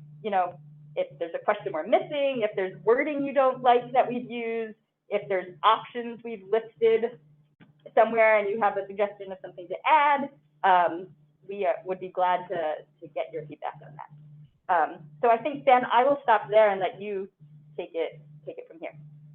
Yeah, so Paris and Gabrielle, let's start with you, and then I have some other prompt questions, but jump in. Sorry, I preemptively raised my hand because I thought Jenna was going to call on feedback, but Ben, if you have something to share before that, I'm happy to hold my question. Start with your question or feedback. Okay. Just a quick thought for question number, hang on, let me think. Then how are you affected? Number 2, where it asks for folks to share how they were affected. I would just, maybe we could consider changing language to something like, hang on, I had an example pre-written for us here. How does this, how does this affect your daily activities and health? Giving them a little more suggestion as to like ways that it may impact them or be affecting them and their families. In the wording, maybe perhaps it's just like an example list of effects not included, limited, not limited by, but including X or something. But I could just, if I were asking myself this question, I would be like, I don't, how have I been affected? So giving examples for how it might be impacting them, like examples like daily activities, making them think through their routine or their health might be helpful. That's great, Paris. So this is a good example of two things that we want to have a conversation about. So one is just the questions themselves, right? So in that example, right, just asking kind of how have you experienced these hazards? And you're suggesting, Paris, actually editing that to include examples, might be. I think the other piece that's in what you're describing is really thinking about your tactics that you're using, right? So if you're handing out a survey, let's make sure those survey questions are understood, are accessible, are written in ways that folks can respond to. So Paris, your example, but also if you're running a focus group, knowing that in Paris's example, you might be saying, for example, that could look like this, right? So that question itself makes sense and it lends itself to a tactic. So we do want to make sure that you're thinking through it both as like, imagine if I was taking this survey, but also imagine if you were doing an interview, or imagine if you were running a focus group, or imagine if you were leading this conversation on a radio show. So we want you to do both of those things. Gabriella? Yes, thank you. I was thinking some just like Paris about that. How does that affect them? And because I'm so focused on the IDD group and the families, so yeah, like how does the climate conditions or extreme conditions affects them health wise, and probably giving a line of what could ease that impact in your family. Like if they have a power outage and they have to have medication refrigerated or things like that, how does that affect you? Or is there anything to mitigate the effect for your family? Or if they're bedridden or in wheelchair or things like that, because I do have families that they have children bedridden and mobility is an issue, things like that. So I don't know if that could be just part of that specific group, or do you want to put it for everybody to consider in there, just in case you have a family member with a condition like that. So that was just my thought. Thank you. Thanks. Paris? Hi, I dropped a little more extensive example list in the chat. I wanted to also add, potentially adding another question, and the question could be something along the lines of that same list of things, but what strategies have you employed to address X? So like, what strategies have you employed to stay cool and safe during heat waves? Just to start to, I know that we ask, what will you need? But I'm curious to learn what people are doing now as an interim solution for themselves. It might illuminate, existing services that need more funding or fueling, or novel solutions that we could use in the interim in case of an emergency. Right.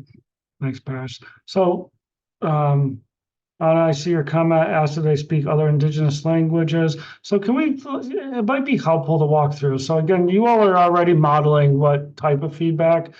There's a couple things, and I'm not a researcher, so I'm not going to pretend to, but I think there is a caution with giving so much information and choices, right? It's not a multiple choice, right? But you do want to have some prompting. If what I hear you all describing, Gabriella, Paris in particular, right? If I hear you, it's giving some folks some prompts to respond to, which seems helpful. while also not saying this is the universe of answers, right? So there's a careful line, I think, between those. But can we just bring them up, Gilly? And this might be obnoxious for folks to work through, but I think it might be helpful for us to kind of walk through just each of the questions, making sure that you're looking at it through the lens that we've just started. And again, right, hopefully folks are understanding at the high level, right? How have you experienced? What's been helpful? What was needed that you didn't have? What are the concerns maybe that we haven't listed? What are some of those day-to-day experiences that create vulnerability? Do you overlay with some demographic questions? So starting with the first, have these severe weather events affected you or people you know while living in Clark County?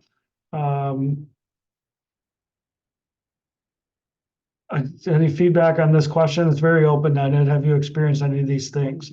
I think, to your comment earlier, Aaron, right, really cold weather is included in this question, even if it, storms, right, as an impact wasn't. But I think this would let folks speak to that.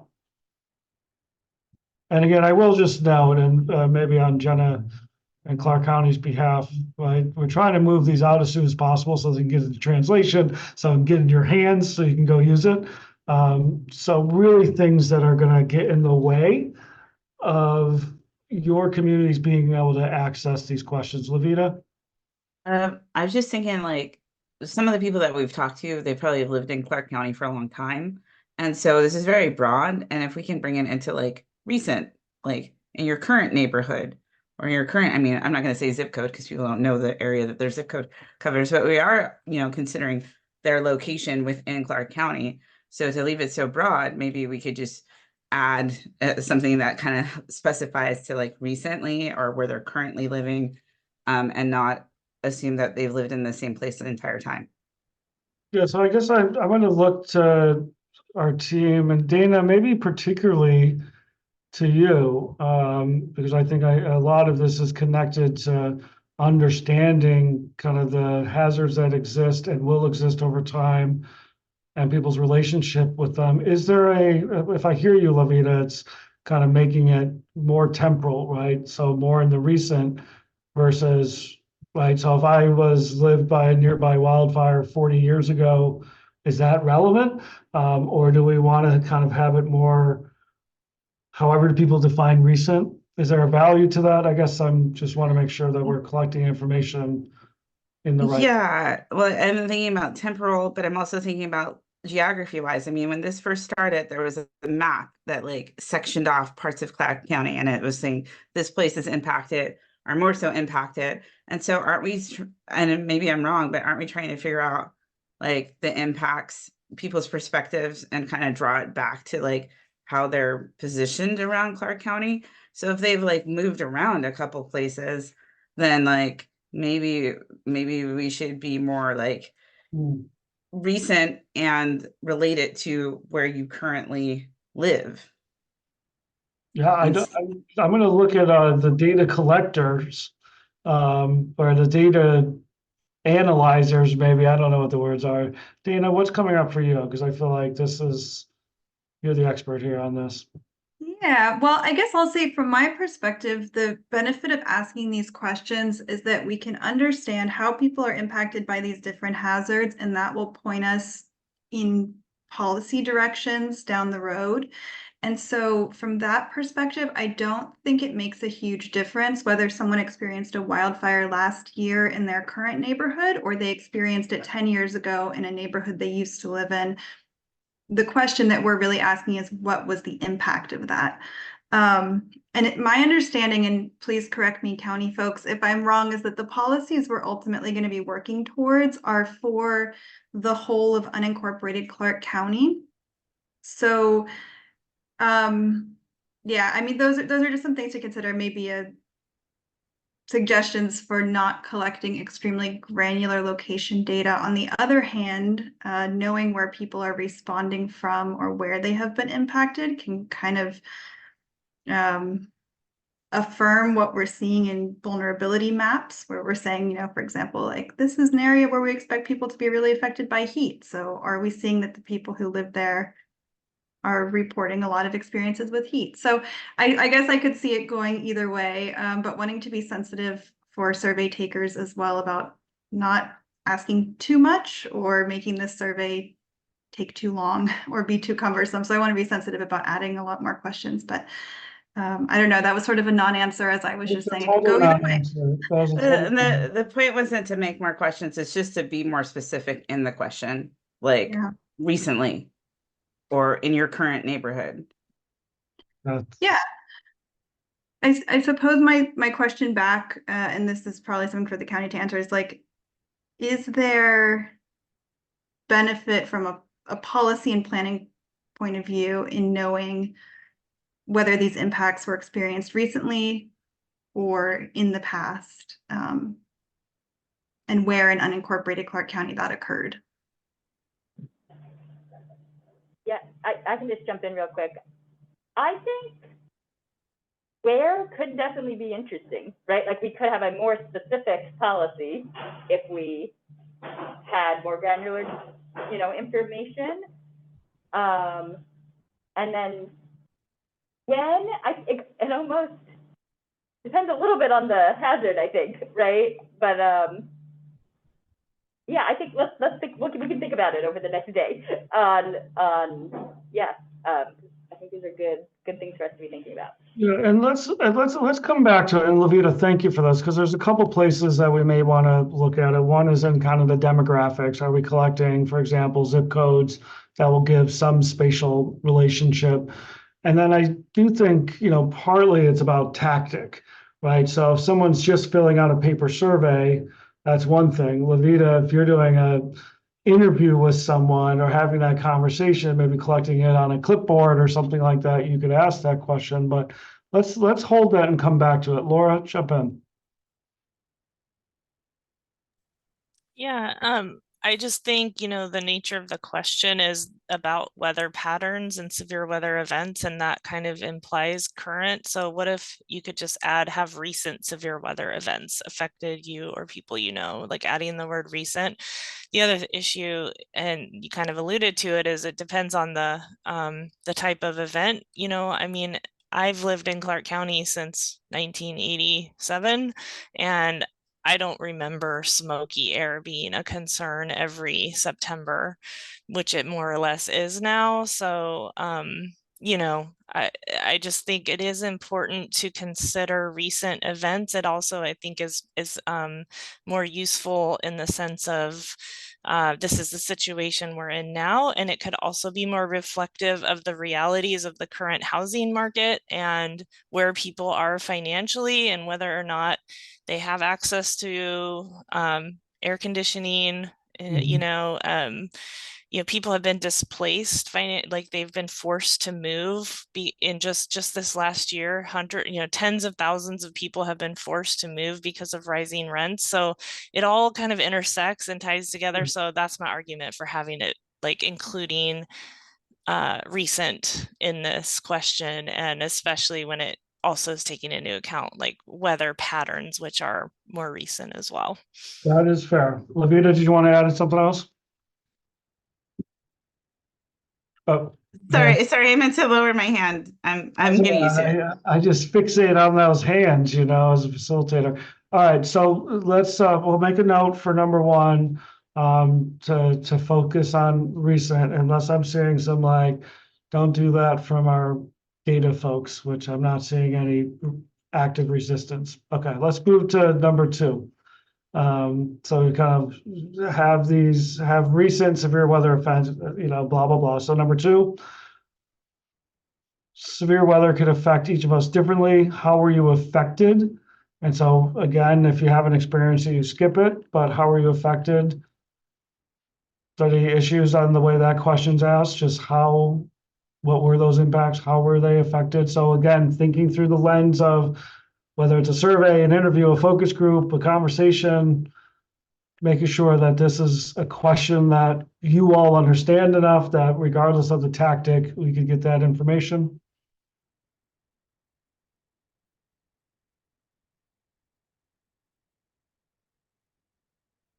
Okay. So you're supposed to wait like 8 seconds after you ask a question, which seems a long time online. But not seeing any number 2, how have you? How were you impacted? Okay, let's go to number 3. So just thinking about your experience, what's helped you during these events? Hi, Ben. I'm sorry. Oh, Gabriella and then Monica. Yeah, Gabriella. I couldn't unmute fast enough. Should you include power outages on that? For number 2? Yes. Or not? No, I think so this is a good question, Gabriella. So my sense is a heavy rain or rainstorm or well, it doesn't actually include a really cold weather, right? Ice event. So my sense is but I want to check this with you all. If you said, how are you affected by that ice storm? And someone says, well, I lost my power. So my sense is that's an outcome of the severe hazard, but do you read it differently? Well, also when there is excessive hot weather, there are power outages because everybody's jumping on the grid for power. So Right. So let me just ask. So if I see your comment, that would be an effect of this. Do you feel like the question needs to be asked differently, or if I asked you, or if you were working with some of your partners and communities, if you're saying, what has been the effects during a really hot weather event? And folks say, well, I lost my power because everybody's on the grid, or during an ice storm, I lost my power. Like, I guess I want to make sure that you're seeing that type of thing, whether you're asking us to potentially use that as an example. Gabrielle, you're on mute. yeah, yeah, it's like just getting to unmute. Yeah, so because that's the effect of one way or the other. So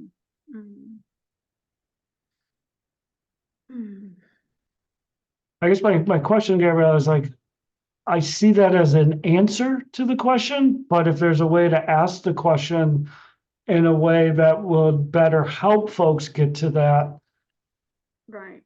Maybe so if it's as a question, because it could be the answer of one of the questions, but as a question is, have you experienced power outages due to extreme heat or cold weather?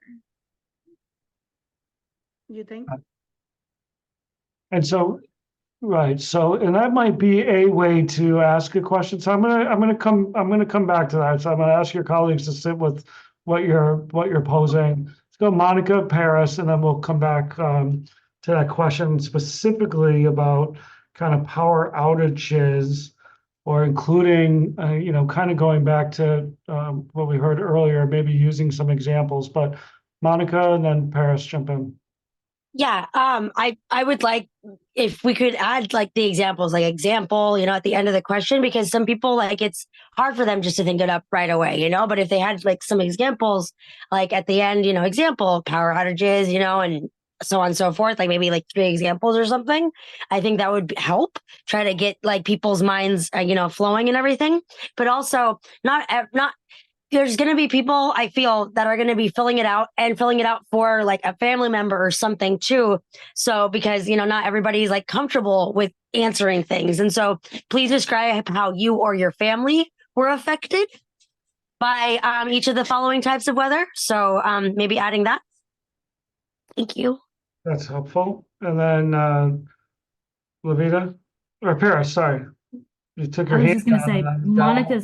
she stole my feedback. I really think that providing some examples for how folks have been impacted, like their daily activities, health, giving them category groups to think about how they've been affected is going to be helpful. And I also wanted to advise for maybe family to be included in you and your family. Yeah, right. So we got your family and then some examples. We might have to come back and start thinking through some of those, unless you all want to empower the kind of county and our CAPA team to use some kind of typical examples. Levita? I was saying like what they were saying to just add like physically, financially, I guess that leads back into categories. So not even give like pure examples, but like how did it affect you you financially? Like were you able to get to work? Did you have to stay home because your kids' school was canceled? Like what was your setback financially, physically, or health wise?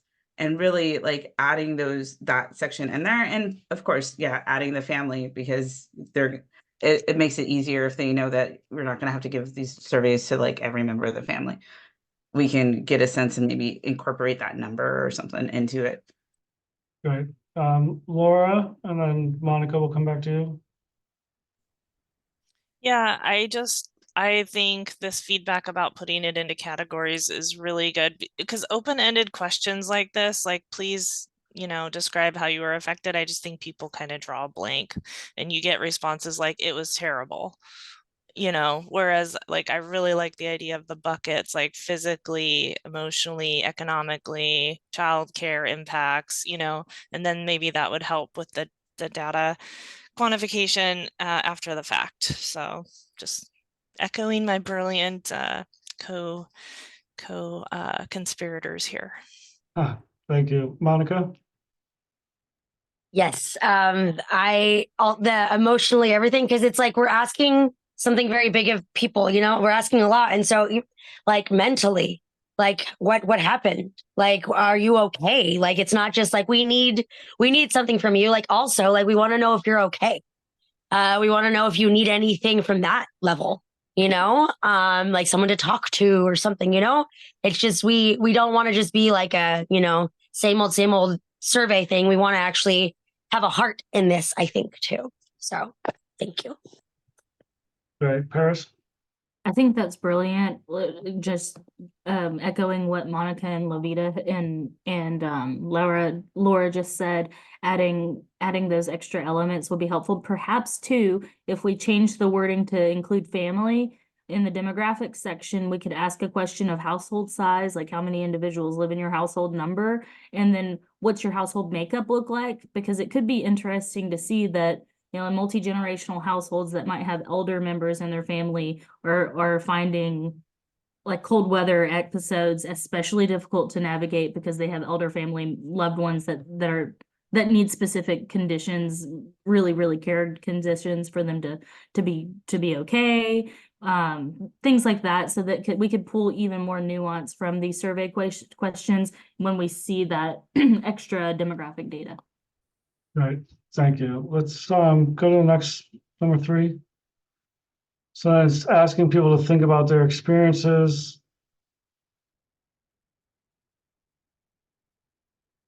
What helped you during these events? And again, we'll just assume, right, you and your family, you and or your families, or I think that's a recommendation. So what helped you during these events? And I guess I could, if we just carry these over, what helps you assume that we're talking about what supported you financially, physically, from a health, being emotional, mental, physical health perspectives, right? So let's assume that we're going to weave some of those categorical examples. Laura, was that your point? So keep doing that. Okay, so just being really clear that we're trying to draw people to think about kind of the full context of impact and then what helped you in all these kind of myriad ways. So it doesn't have to be, I had this thing, but it could be, I had access to my spiritual advisor, right? It could be anything that comes up for folks in a broad way. Monica, jump in. Was that your old hand? Is that a new hand, Monica? New hand. Yeah. Like what helped you, but what could have helped you? What could have made it a better, whatever, heat wave? I don't even know. Right? What were you missing? What you wish you could have had or something? If you could wave a magic wand. So yeah, just really looking to see how we can help people.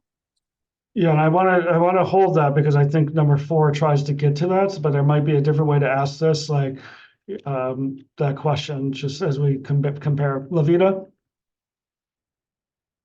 I was going back to the family thing of mentioning family, but also having people who are filling this out identify like who they thought was like the most vulnerable in terms of like having these hazards or impacts from climate, so that we know what. I feel like this does not do the job to prioritize or to understand the priorities or perspectives of what is a priority from the family sense. Like, not just what helped you, but what do you think should be done? What do you think is the biggest threat to the most vulnerable people in your household? Like something that really gives the policies teeth that they know that people can get behind. Yeah, thanks. And so I wonder if there's a pause point here for a second. And Jenna, maybe I'm looking to you to think about kind of the sequencing, right? Because I think what Levita is trying to bring up is this a place not just to capture kind of all the different experiences, but to actually start prioritizing, right? If these are all the experiences, but these are the experiences that specifically impact, right? How does this data connect to that policy prioritization, what we might call targeted policy approach? Is there a bigger picture kind of piece that responds to what Levita is bringing up?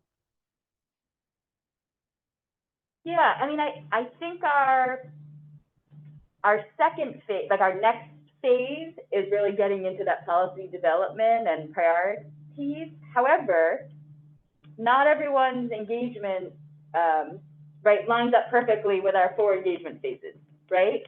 So I think if it makes sense for organizations to add some questions that are getting to that next piece, I think that totally is okay.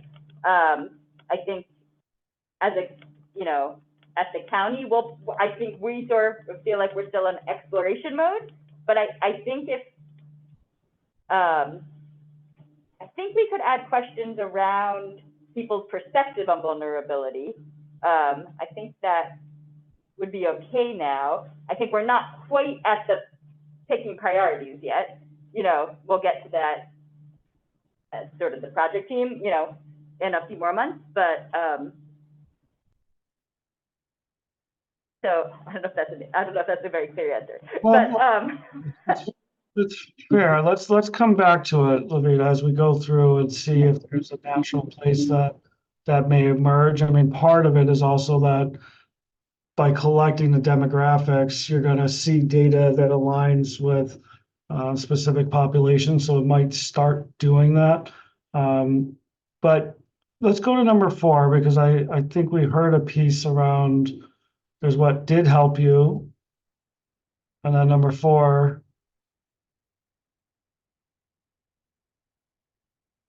What did you have that? What did you need that you didn't have, right? And then this is one example where it does start providing some additional information. So Monica, I don't know if that's the old hand or a new hand, and then I do want to try to bring in some folks. I know we haven't heard from a lot of the people around the table, so I just want to make sure we talked about a lot of different populations and making sure that these questions are feeling relevant. I want to make sure we're hearing from the full group for that. Monica, jump in, please.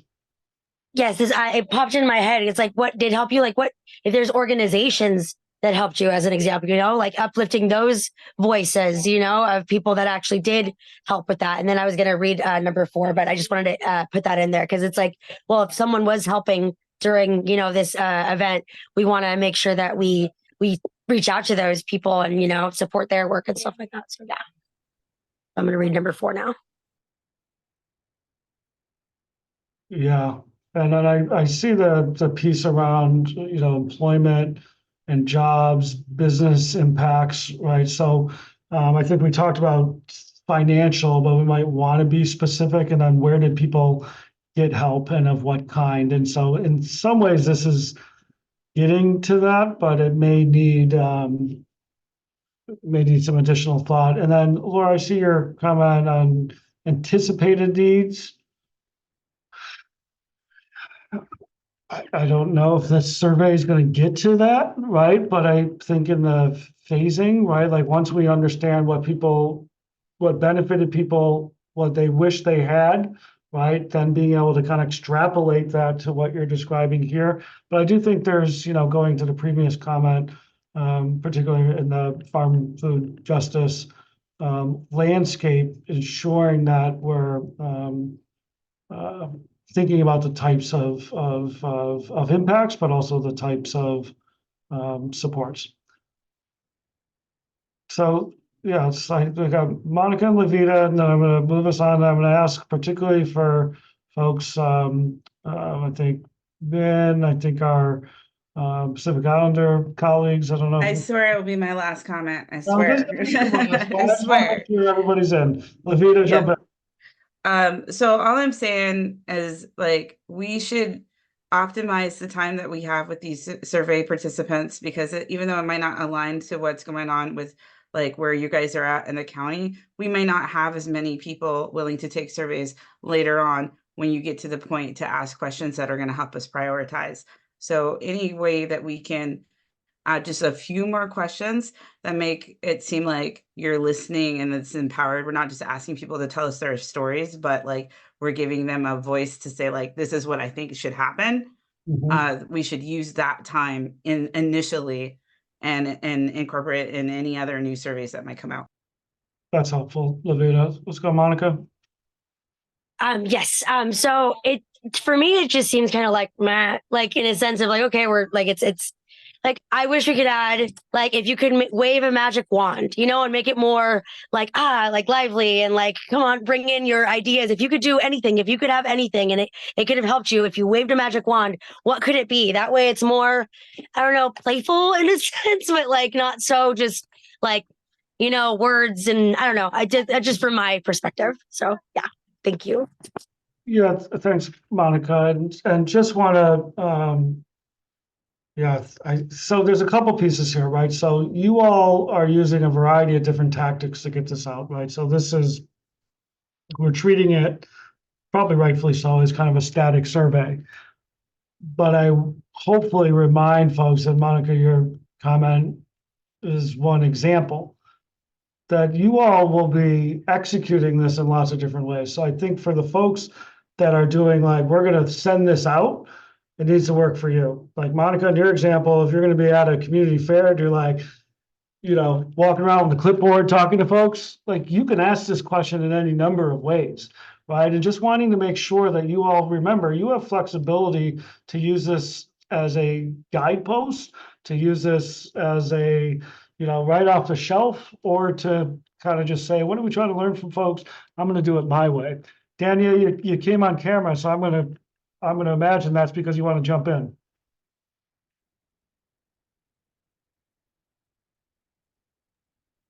Well, I'm kind of just trying to, as we're going through these questions, I'm trying to absorb and picture like what's gonna work for my community, because the Chuukese community is very different.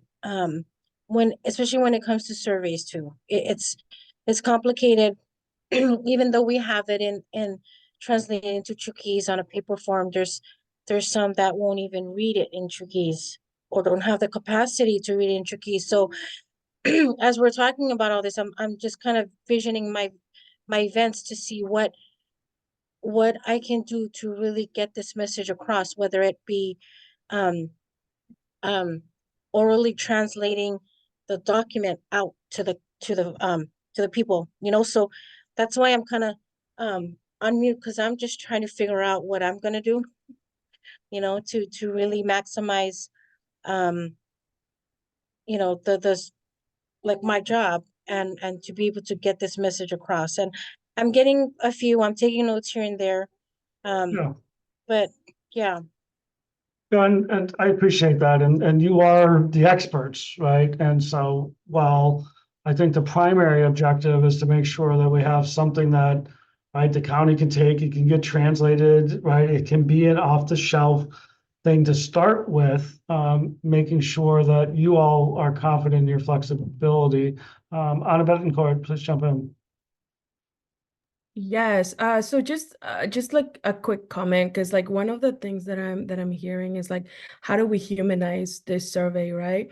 And so one of the things that LNW is doing is that we are providing incentives for our communities to want to fill this out. It's not just because, you know, the county is asking for it, but like, how is LNW doing that, right? Like, how are we humanizing this? And so what we're doing is that for like the adults, we're doing raffles of like Winco food gift cards for them to be able to buy food. For the youth, we're doing, you know, another type of gift cards that they could relate to and they could use. And so that's just kind of what we are doing on our end to humanize it and incentivize our community to fill this out. That's great. Thank you for that. Let's move on to, and I see the comments in the chat, so I think I'll walk through kind of what I think I've heard in a minute, but I see the piece on, are there infographics? We can come to some of the supports that the county can provide, and then the piece around, are you kind of adequately prepared about how to mitigate impacts? And so that could be another question. Number 5, let me move down. This is, again, just an open-ended question. Is there anything else? And then I do want to think through some of the demographics. So we have some of the vulnerabilities. I'll go back up.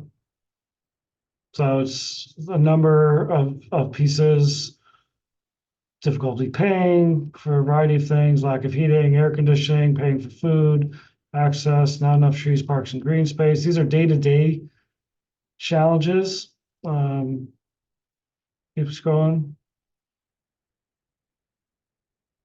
And then there's another, and then there's zip code, race and ethnicity. Any specific ethnicities, so it creates some additional space. Gender, which includes prefer not to answer and self-description. Living situation.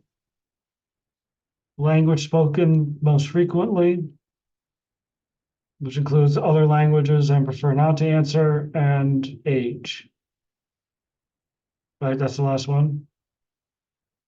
So there was a piece around household. I forget who said the household piece. Gabriella, jump in, and then Paris.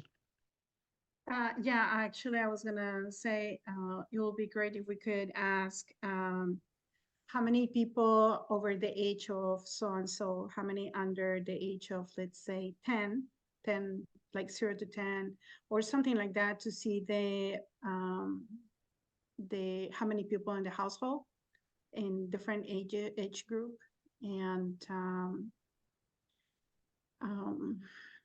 what was the other thing? Sorry. How many people in the family? And there are some multi-generational households. So we need to ask if how many families are in the household as well. Okay, so it's really getting to the multi-generational household. Thank you. And then I see the comment request to make 12 which languages. Check all that apply, I guess, in that spirit. Okay. So we're running a little bit low on time, so I want to reflect back some things, and then I want to open it up with Jetty and the team. But before I do, I saw the comments. Aaron thinks you don't have to present it in a clinical, quote unquote, fashion, right? Leveraging relationships, farm and food justice, a number of comments around some of the impacts and examples that could be provided. Yeah, Angela, I see your comments. Is anybody else just channeling? I guess maybe I'll ask the question. Is there any issue that anybody's seeing here, not feeling like making some of these edits, that it's going to work for you? Like, is there any concern that like asking these questions are going to be a barrier to the engagement strategies that you have? Or do you all feel like what we're trying to learn here you all can find a way to make that happen.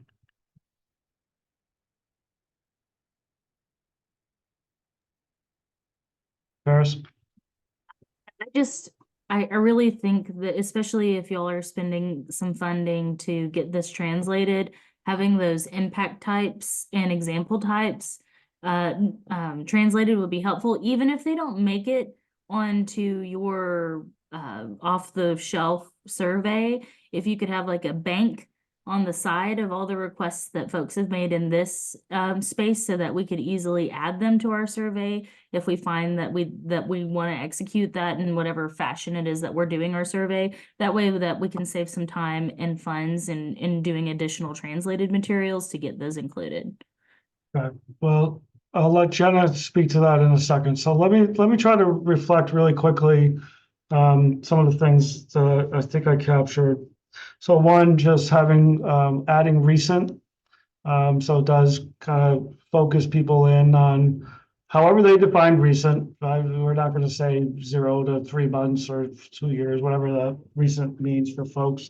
We are going to use some examples, some of which folks have provided here, but really trying to get to the kind of full spectrum of kind of financial, physical, kind of the full range of health, emotional, mental, physical, spiritual, but also including impacts like job loss, and other kind of dynamics that we see in the chat.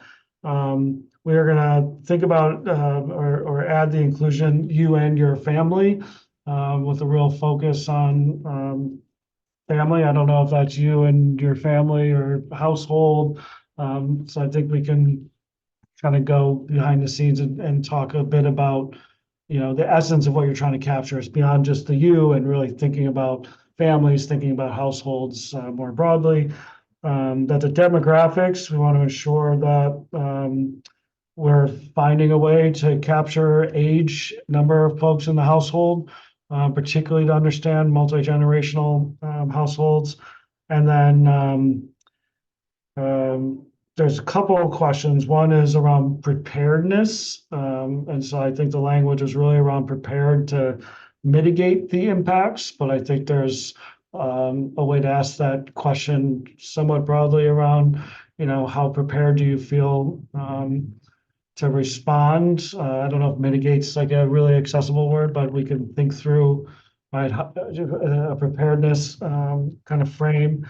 And then, Levita, you had talked about who's most vulnerable, and I don't know that that's you're recommending that be a question. I think we would want No, to. like a add-on to like, you're identifying your kids. If you have parents that live in your household, like seniors, kids, and then, the regular adult range, like which of these people do you feel are being like, are most vulnerable to the impacts of heat? Because like you could stand outside all day and wait for the bus, but what if your kid has to go outside and wait for the bus to go to school or go, then like they're being hit a little bit harder. So, when we're taking this information, we're trying to understand again, what do they prioritize and trying to protect their vulnerable family members. Yeah, thanks, Levita. So let me ask a process question. So Jenna, I'm going to pass it to you and your team, because there's a couple pieces here that I don't know we're going to resolve. So there's a question for you around timeline and kind of resources and supports. And then I think there's a question for the group around, I don't know if it's a question of trust or timelines, or maybe a little bit of both, right? So we've captured, some of what I believe I've heard. We have notes, we have the chat. So there's kind of a process and timeline question to get to something that you all can use, incorporating this feedback in a timeline that's going to allow this work to unfold in the time that it needs to. So Jen, can you give it a big picture and some of the supports and resources? And then I do want to maybe just confirm with the group, we can take this and package it based on what we heard today. But please jump in. Yeah, and then I have some slides on sort of next steps. Do you want me to do that now, or do you want me to do you want me to wrap up a little bit more on Why don't you hit the what next, we can do with this? Yeah, let's try to do both. Let's use the slides, but if you incorporate some of that other piece. Okay. Gilly, could you pull up the slides?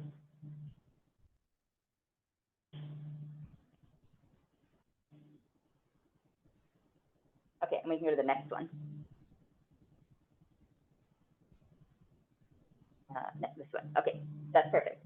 Okay, so there was some questions around translation. So right now we have a list of 8 languages we were planning to translate to.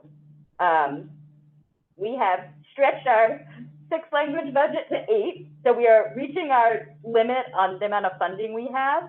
So if I do see there was a question around additional languages.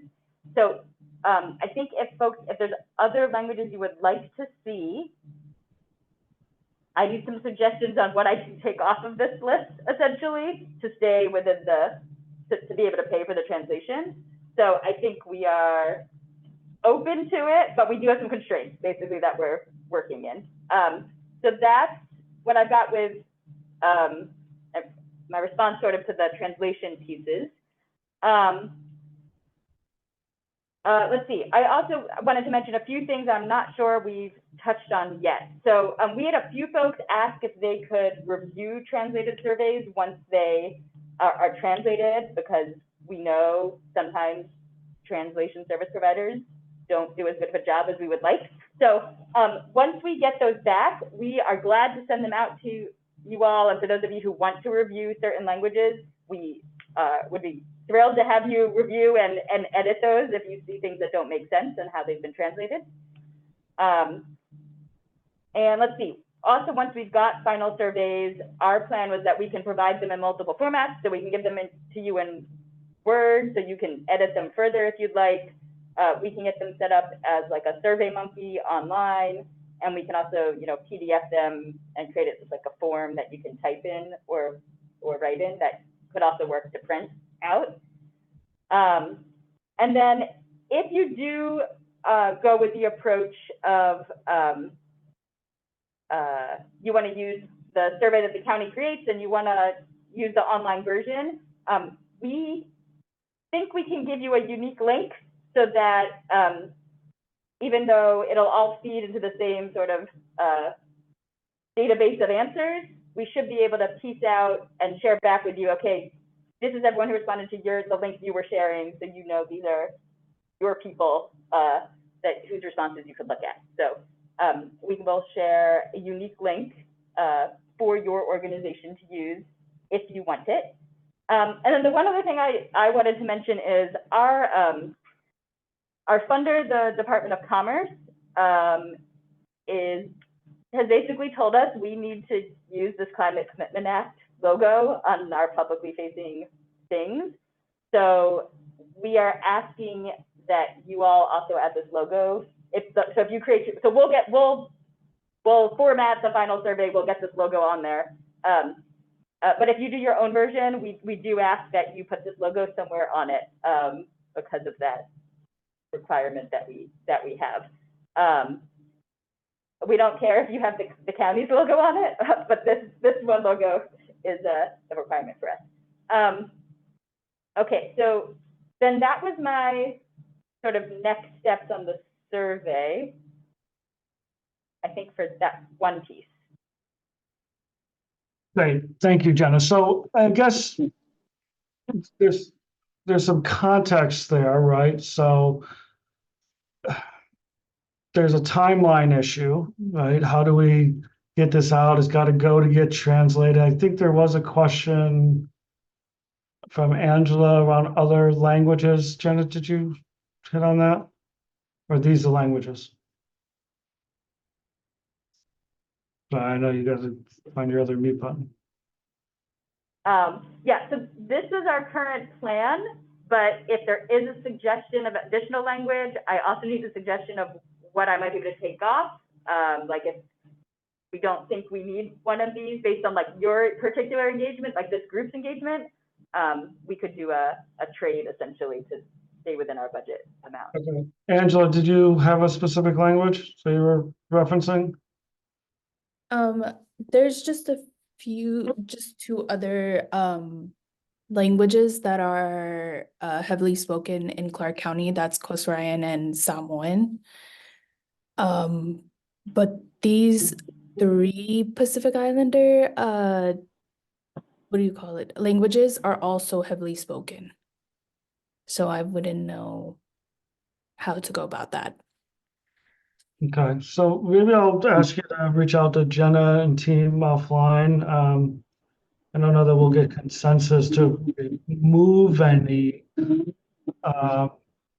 based on kind of just the numbers. I'll leave it to you, Angela, if you can reach out to Jenna, Lauren, Amy, to figure that piece out. So I guess the question is, and I'm looking at the Clark County team a little bit here, we have our notes, and so maybe I'll ask the group for some level of agreement that we can take what we heard today, we can update and amend based on your feedback, and begin the process of getting this translated so it can get out to folks. We'll incorporate the examples, we'll incorporate changes in language, but it don't know that we have time, and I'm looking at our Clark County team, I don't know that we have time to go through iterations of feedback from folks. So I guess part of what I'm asking is some trust that will incorporate what we heard, number one. Number two, that I trust that you all heard loud and clear, that you can adapt this in the ways that work for your community and use it in ways that tactically make sense based on your engagement plan. I guess I'd love to see like a thumbs up, let's go. And Clark County folks, like, am I accurate saying like, we don't have time to kind of go through multiple iterations to try to get wordsmithing, but we can capture what we heard today and with as much good faith to the conversation we had. Jenna, is that a fair way to ask the question? Yeah, I think so. We will do our best with what you all gave us, and I wish we weren't so rushed, but we want to get you all out, able to do your outreach, so we don't know another way besides to keep going. Okay, so Gabrielle, I'm seeing a thumbs up. Laura, I thought I saw a thumbs up. Monica, did you want to add something? Yeah, I want to make sure that I hope that financial isn't going to be constraining to like getting the the translation for people, because like I want to make sure that everybody that lives in Clark County is included in this process. And so I'm just, I don't know, advocating for like if someone needs to ask somebody, you know, can we figure this out for, you know, humanity, you know, for all of us, then that would be something that I would push for, because I don't want anyone to feel left out. Like, oh, this wasn't translated in our language, but it was translated in all these others. Like, I don't know. And there's my baby's foot. I think my task was to ask Angela to work with the county to figure out those needs. Jen, I don't know if you have a different reflection. I mean, the county's got to, you know, I'll just leave it to, I think if folks have language needs that are beyond what's here, my expectation maybe, or hope or trust, is that the county will work diligently to ensure that we're not creating language barriers to participate in the process. But Jenna, Amy, team, I don't want to speak for you all. Yeah, let's connect offline. And I so agree with you in spirit, Monica. And I also live in the world of managing a budget and financial constraints. So we'll have that, we'll do what we can. And we do, unfortunately, you know, don't have unlimited money, even though that would be really nice. Yeah. So, and then we'll follow up to that piece. Rebecca, jump in. I was just going to say, I mean, I thought in our individual budgets, you could also budget for translation of your individual things. So if maybe, I'm just throwing this out there, if someone has a little space left in their budget and is willing to use that for translation of an additional language or something like that, you know, for the greater good. I appreciate that, Rebecca. So again, I think Paris, where are you? Oh, you're all moved to 2 pages here. I couldn't see you. Jump in, Paris. I just wanted to say, I am happy to give y'all our trust. I just want to do one last sort of plea to you all that I think that the comment that Lavita made earlier, that community become belabored by this constant asking, but not knowing exactly what to expect at the end of the road, that particularly plagues the communities that we serve. And I would really invite you to take the feedback that you've gotten in the comment section in here, even if you don't see it being a part of this off-the-shelf survey, to get those items like asking for their priorities, even though it's not in the timeline yet. For those of us that have communities that want to see their local governments held accountable and are labored by this process of engagement, I don't want to further harm to our community by extending the rapport and trust that we've built to facilitate a process that they might not trust. So having those questions pre-translated would be helpful to at least our organization. Yeah, I appreciate that, Paris. I know y'all named that in a variety of different ways, both in this space and outside of it. My hope in, and I'm speaking a little bit outside of a third party neutral, my hope is that what we're learning in the way that these questions are answered does exactly what you're describing, Paris. And, versus 1,000 questions of what about this, what about this, what about this, what about this. Part of the work that this group will have to do, and the county will have to do, and the CAG will have to do, is respond to what people say their needs are. And what we're not asking folks is, how do you write a policy that goes into a climate plan, right? We're not asking that question, but we are saying and expecting some of the conduits, as I think we talked about in our pre-EJC conversation, at some point, right, we have to be the translators. And I don't mean like from, non-English speakers to English, but translate. Folks said they needed this to be able to survive and to be able to thrive. How do you translate that into policy that actually goes into a planning document? Right. So I don't want to dismiss what you're saying, Paris. It's really important. And I think there are some elements that adding a couple questions that get to some of the sentiments that you all were bringing up is really important and valuable. And let's not go back out 4 times because we forgot to ask this thing or because we didn't want to add 1 or 2 more questions. So I think we can find that balance. And I appreciate you naming it, and Lavita for you raising it. We're not going to have unlimited opportunities to go and do talks with folks or have them fill out surveys. And so maximizing that, I hear you all saying, maximize that, right? It's really important. So thank you for that. Okay.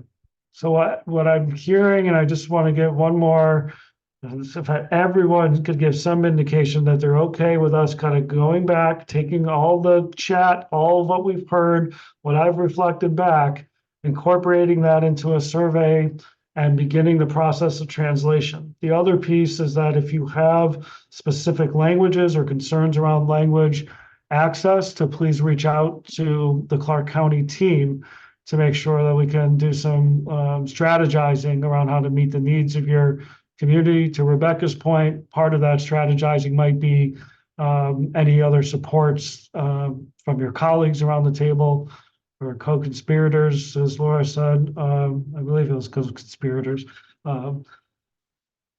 But lastly, folks, good. I see some thumbs up in the chats. Thank you for that. I have one small question because it was saying that, so I know that this is a shelf, or however I call it, like a boilerplate of the traditional sense of what we're going to ask. But then it was said that we can add additional questions if we want. What if we wanted to add additional questions, but we need help getting it translated in Spanish, but we didn't put that in our original budget because we thought we had translation services through this. So how does that marry? Are you guys going to create, could we introduce maybe a couple of questions and you have a question bank that are in these different languages that we could add, like Paris had said? or are we just gonna, do it in English if that's predominantly what our people are working with? So Jenna, do you want to jump in? So the question really being that, right, if you want to add questions, well, I think you understand the question. It's basically like, you're going to do the initial translation of the boilerplate, to use Levita's name, with the updates and edits from our conversation today. And then I think your question, Levita, is beyond that. If you wanted to ask questions specific to your community or specific to your interests, will the county pay for translation? Is that the gist of it? Yes, that's it. Okay, If it's 1 or 2 questions, if it's not like a lot. yeah. Jenna?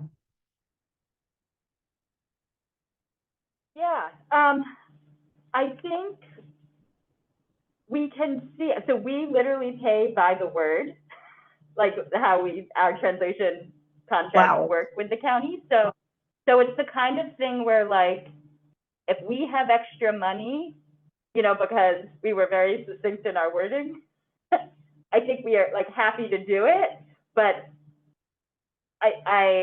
because I don't have a quote yet on this survey, like I don't know exactly what that bucket is. So I think we are open to doing it if we can, and I can't promise, like it is literally I'm tracking the dollars for every word we translate. So fair enough. I hear you. I appreciate that understanding, Levita. Keep going, Jenna. I'm sorry.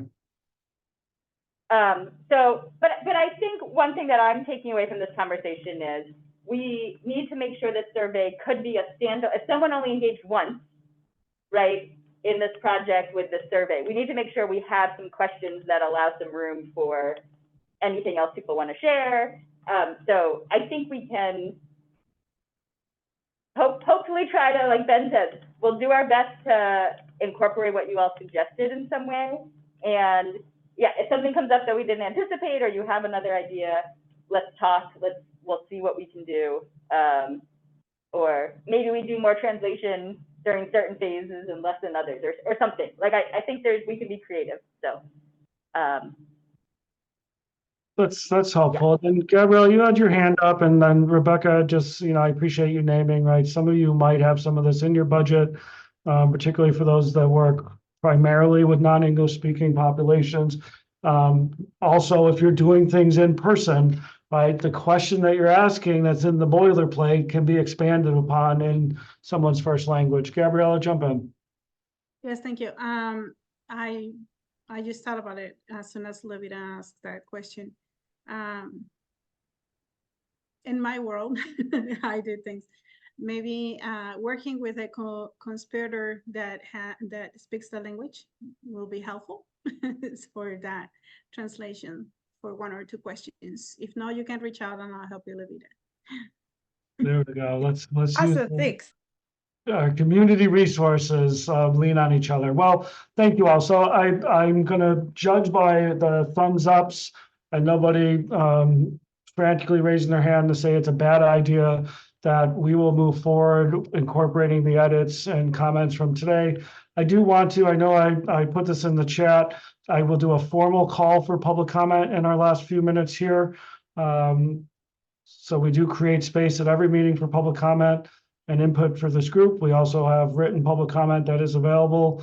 So I know, thank you, Heather, for your response earlier that you aren't providing, but I wanted to make sure folks, if someone had hopped on or is interest, public comment period is open. So you can raise your hand if you'd like to offer public comment.